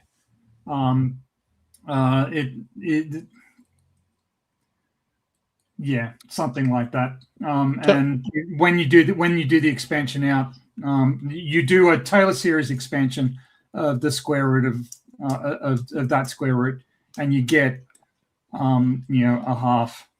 Well, you're measuring that d. You're measuring that distance along the tangent, and then you're just using the Pythagorean theorem. So r plus h squared is equal to r squared plus d squared. So then you've got 2h is the square root of r plus r squared plus d squared minus r. It's much easier in written form to explain it. But it's the wrong formula to be using. He's using the formula for drop when he should be using the formula for curvature. And in the curvature formula, the distance term, change in angle per unit distance, that is distance on a curved surface. He cannot maintain that is distance on a flat surface. Whereas in the drop formula, that distance is a tangential distance. So I think that people need to be vastly more careful when, if they're going to bring up the term curvature, they need to know what curvature is, and they need to be able to stop stepping in the mess that Oakley has laid out for them. Yeah, and I don't think it really applies to the theodolite, because the theodolite would be a certain distance above the ground. So the 8 inches per mile squared is along the surface. Arnold says, "Oh, I need to make a visualization for this. I sent you the link to that Desmos calculator that has all the math built in, so you can make a little bit of an easier job if you're going to make a simulation like the RCAs." And the counter argument that I would use for Oakley is that here we have the elevation profile of the Formula One circuit, Spa-Francorchamps. And this is a circuit that goes up and down, and then also goes right and left and so on. And yet we know the exact distance of the race. We know how long it is going from the starting position, which is roughly here, right, until you do the full turn, and we know the exact distance of that. So miles are not flat. Not to derail or anything. PhD Tony, can you restate how you said that? I think that's the best way I've heard someone describe curvature. So I'm going to write that down and use that. So curvature is the change in angle per unit distance. So and mathematically, angles are measured in radians, and radians have a unit of 1. I have not seen real Arnold's model yet. It's this thing that I was showing. So, sorry, again, not trying to derail. So the way that I've always described it to people is it's the deviation in a line in either radians or degrees. Yeah, that's right. Okay. Per unit traveled. So it's the deviation of the tangent. It's DTDS. That's a. This is an illustration of reciprocal zenith angles. It's really good. It's very. It is really good. Yeah. I love it, Arnold. I'll send you the link, Tony. Okay, no problem. It's good Arnold did that because squared function from a flat measurement. Sorry, go ahead. Yes, I was going to say, and Oakley is correct in that in the drop formula, that distance is distance along the tangent. In the drop formula, that's how it's derived. I looked this up, but then he goes on to be wrong when he says that you can't use a curved distance in a squared formula. That's absolutely absurd, and it's mathematically illiterate. And he goes on, if this is the same interaction, he goes on to accuse his interlocutor of mathematical illiteracy. This man doesn't know what the fuck he's talking about. Speaking as someone with an honors degree in mathematics, who is, with a PhD in geophysics, who is widely regarded as an applied mathematician in the research school that I work at, you can plug any distance whatsoever into a square formula. In fact, I can derive exactly that formula, 8 inches per mile squared, using the curved distance. It's a different derivation, and it's less accurate. Okay. Well, my only issue with the 8 inch per mile squared is that it's using the imperial system. Yes. Well, one of the things he does in that conversation, Tony, is he says that a square, he thinks that the way you take a square number is you like draw out an area, a plane. Yes. Right? And so therefore he thinks that all squares are flat. Because no, and this is I know I learned this in like grade school, right? Yeah. 7th grade I learned that. But he thinks in geometry, yeah. But that's an illustration that you teach to children about how to square a number, right? You have them draw out a line on a graph paper, and then you draw the actual square. Yes. And then but that's the beginning and end of his understanding of what a square function is. Yeah, and it's common with flat earthers that they think that the square function is entirely geometric in derivation, and originally it was, right? That's why it's called the square function. Raising something to the power of 2, it was done to give the area of a square. But it's now an algebraic function, and it is independent of the geometric consideration. So I don't. He's, as you say, Brenda, he's prattling nonsense. And anybody who makes it into high school should know the difference between an algebraic formulation and a geometric formulation for the square function. I just drew. Hold on. Fuck.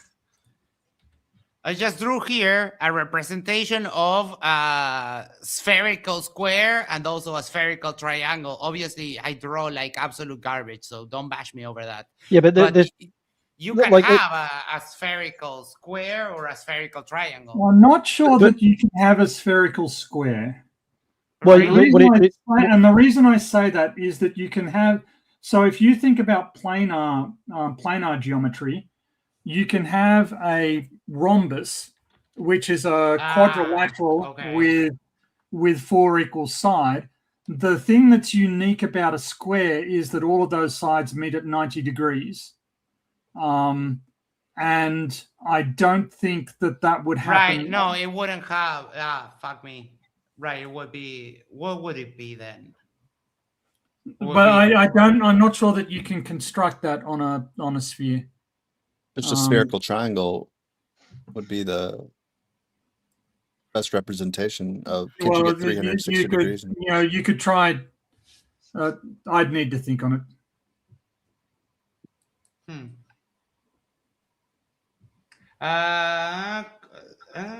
Is it possible to feel? Never mind. I'll dig. Let's put a pin in that. Yes. Yes, the angles will be greater than but also in a spherical triangle, you can have a spherical triangle that has 3 90-degree angles.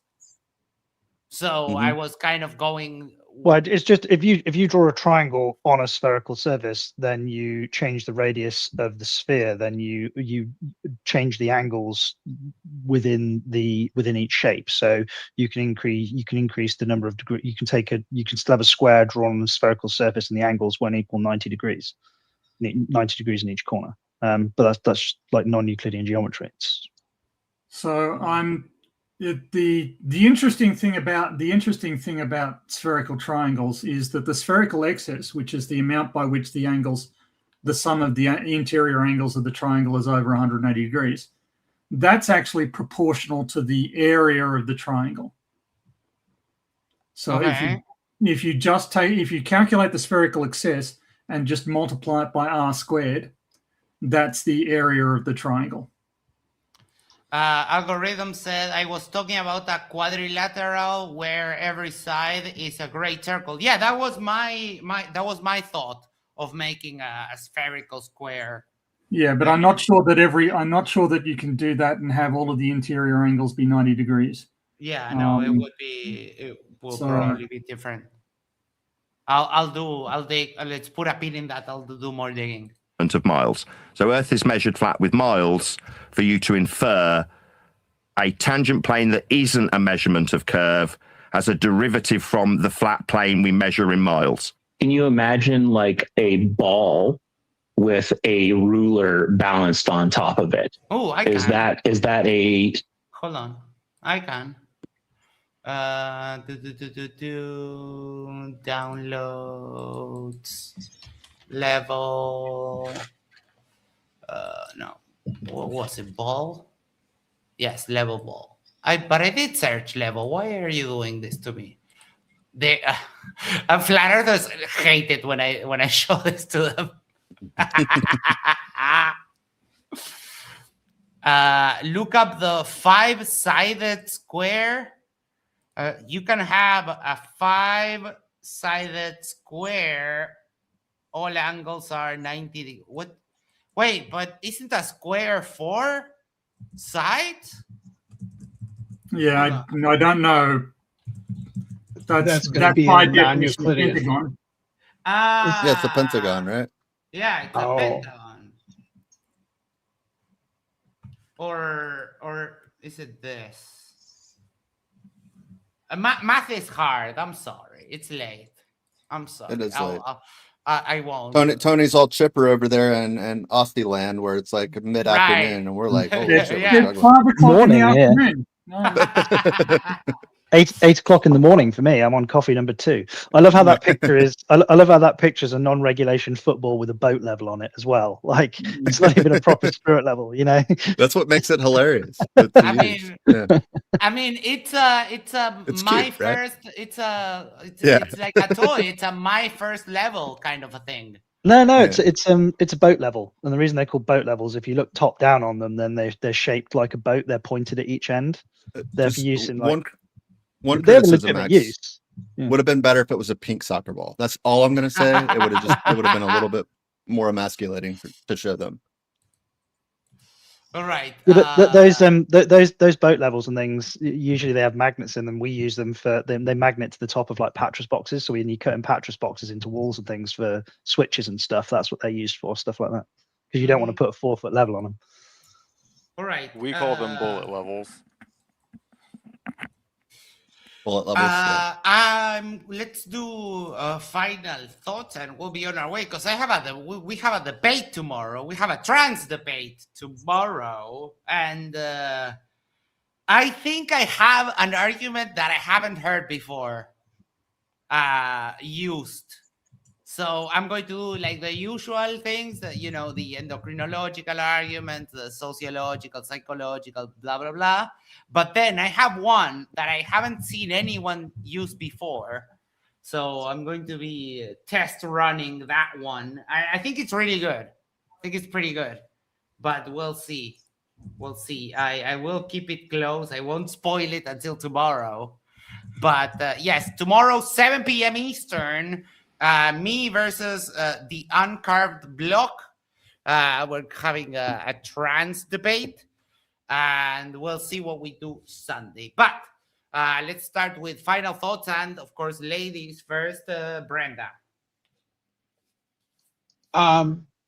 Still, the most amazing fact I learned is that people pay Witsit $1,000 a month.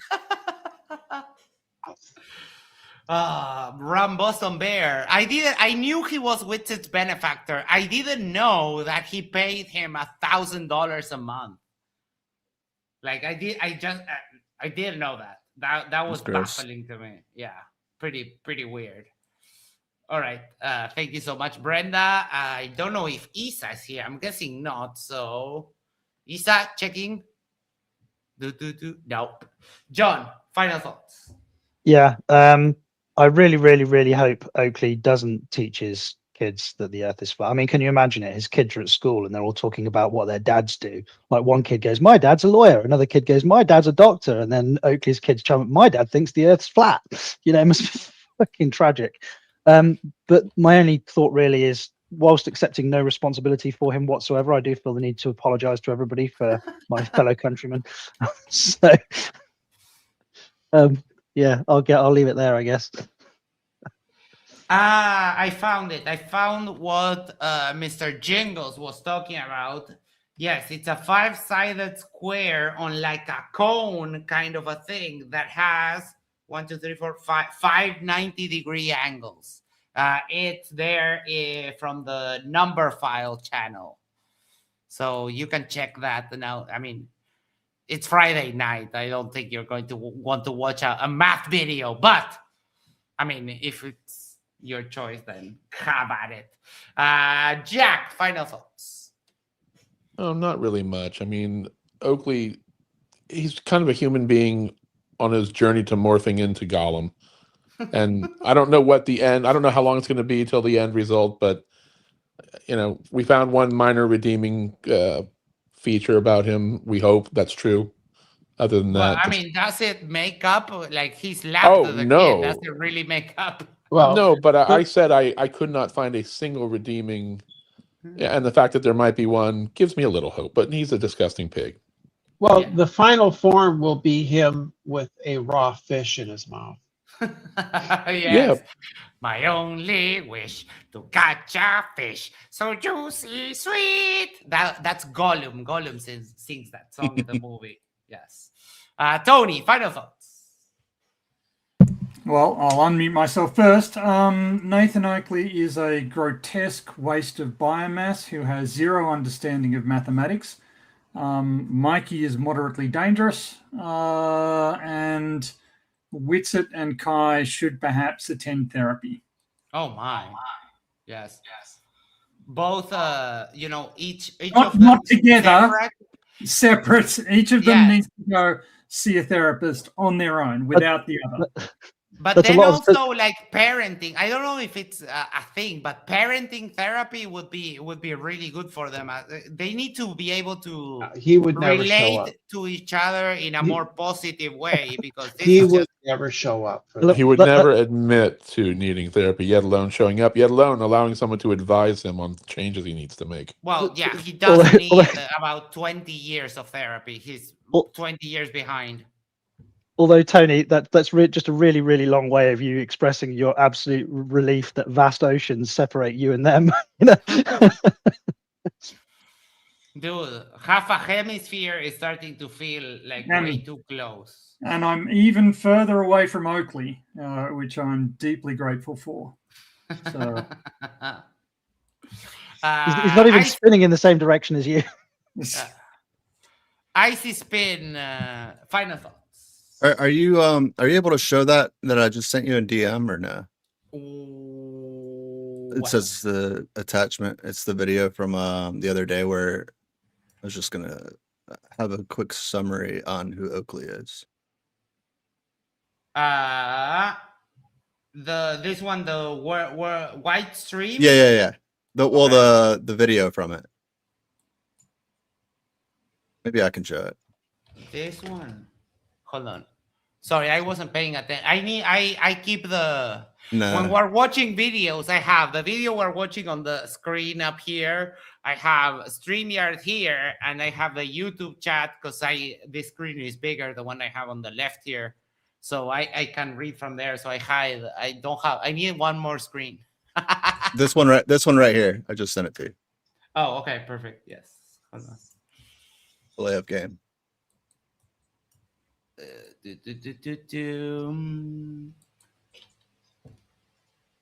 Boom, boom, boom.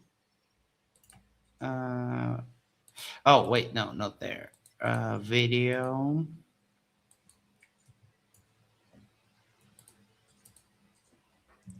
Shut the fuck up, Icy Spin. You complete moron. Oh, you're famous. Did it skip or did it play all the? Okay, I think I just saw the one part. Play it one No, more time. it's that one part. Yes. Just sit down and shut the fuck up, Icy Spin. You complete moron. There you go. All right. So this comes after this comes after there's a guy named Finky is speaking. He's a friend of mine, but he's always over on Discord. And we were arguing with Oakley in one of his worldwide debates for hours. I don't know, maybe days. I'm not sure. It was a long time. And Finky kept interrupting him and like arguing with him and telling him why I was wrong. I was there, right? I was just watching or listening in the background. But Oakley thought that it was me, like for this entire show, and he kept saying like, "Shut the fuck up, Icy Spin," or like, "Icy Spin, you're so dumb. You hang out with McToon and this." And I'm like, "Holy shit, it's not even me talking right now." So it was like the entire show he was like thinking it was me, and it was Finky. I don't think we sound alike. Maybe some people do, but that's Oakley for you, a fucking geriatric moron, octogenarian, if you will. And I'm ashamed for his children who have to endure.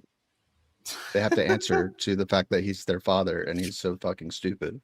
And anyways, that's all. Arnold has a message for you. Says even a broken clock is right twice a day. I guess Oakley isn't all bad.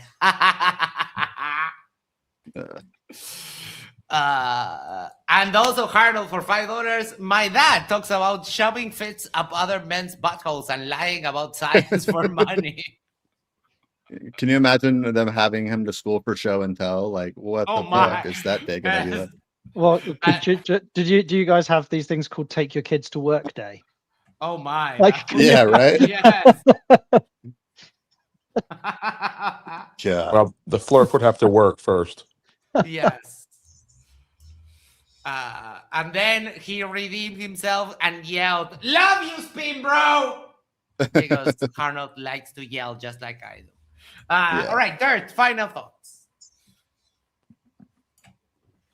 All right, I want to say that I'm surprised at how dumb a lot of this was, but I'm not. But I will say I do agree with PhD Tony. And that's why I try not to say much. I want to be correct in what I say. So when people are trying to discuss this, they should know the definitions and terms a little bit better. And I mean, I'm guilty of it too. Everybody is. No, I mean, I'm not special by any means. I'm trying to, because I guess my goal is to find a good way to interact and talk with these people on this topic. And I'm discovering in the last week there's no good way to do it because most of the people that are involved with this are not good people. Yeah. That is one thing that Wadcast says, that it does in the end. Like look up the people that are very nice to flat earthers, like Jesse, for example, and so on, and it has no effect. So at the end of the day, like you can have a conversation which will be futile, or you can have fun. I choose fun, but I choose fun all the time. So I don't know. It's a personal choice, I guess. The funny thing about Oakley is that's what he responds to. I don't know if you guys remember Buck Sodbuster when he went for hours and hours, and you have to give him shit and you have to call him out about, like, for example, like the number of times he's repeated a mantra. You say like, that's the 8th time that you've avoided my question. That's the 9th time that and like he will joust with you for hours and try to make, because he wants that like back and forth, like friction or something. It's weird. But I felt like that's sort of why he responded to. I mean, honestly, when we did Flash Heads, we got to go back and forth a few times because Buck he just wasn't having it. Sodbuster, he really got under Nathan's skin, though. That was great. Yeah, I mean, isn't it mad though that the degree of responsibility that Oakley has, obviously in his personal life, he is a husband, he has a mortgage, he is a parent, but he's also shilling this bullshit all day, every day. And I know it was a tongue-in-cheek joke, but the take your kids to work day. If Oakley took his kids to work, it would involve sitting them down in his studio/front room and explaining to them that the earth is flat. If I took my 7-year-old to work, it would involve taking him to a building site and handing him a nail gun. And in that scenario, compared to Oakley, I would be the more responsible parent. It's fucking terrifying. Yep. I don't have much final thoughts other than Bang! Get a fucking punch if he was in front of me. Yeah, no. Okay, Oh, hey, Max. You look like a flamingo on Ritalin. Yes. For anyone watching that likes to or may need to ever reference our favorite gaggle of Flurf idiots, Mikey and Sam and Vlad, the group we like to laugh at, allianceofthedumb.com has now quick links to their wikis. Oh, no. Wait, what? Hold on. Alliance of... I hate that this is now on my browsing history, for fuck's sake. Come on. Get that VPN and DuckDuckGo, Max. What? VPN and DuckDuckGo. No. It sounds like way too much work. That's why my browser looks so vanilla. No wonder. Hold on. I need to remove that. Chrome tab. Alliance of the Dome. Where, Jack? No, allianceofthedumb.com. Oh, Alliance of... Totally legit, certified website. I've vetted it thoroughly.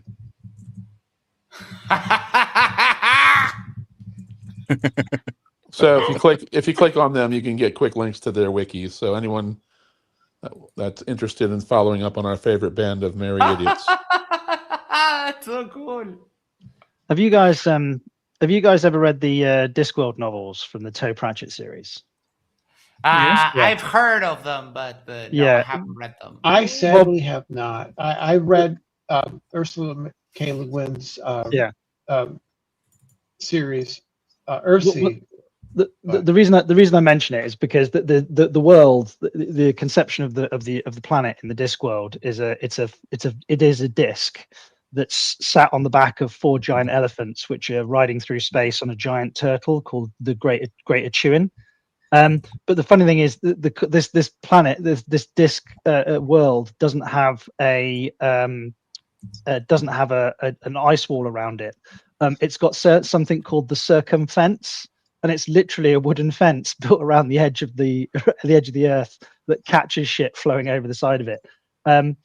It's obviously a parody of the flat Earth, but the fact that the world has people in it that actually believe that there probably is like a circumfence, I don't know if that makes me makes it funnier or just tragic. I don't know who did this in the Flurf wiki for Sam. I added the time that he claimed he wasn't bald, but someone added the for a bunch of shows, and whoever did Fantastic. that is amazing. Oh my. Thank you so much. I know that this one is me because I was the one that counted. I wouldn't put it past Harold to do something like that. In the Clash of the Titans. Yeah, Harold can actually get the actual count because he does it with Harold has at any time. I've measured 1,100 AI workers doing exactly what he says. Yes, yes, it's pretty fantastic. He has like an army of clankers. I love it. All right. With that, tomorrow 7 p.m. Be here. We're having a Trans Debate. The stream for that is already up. Let me get you the link So you can click on the notification button.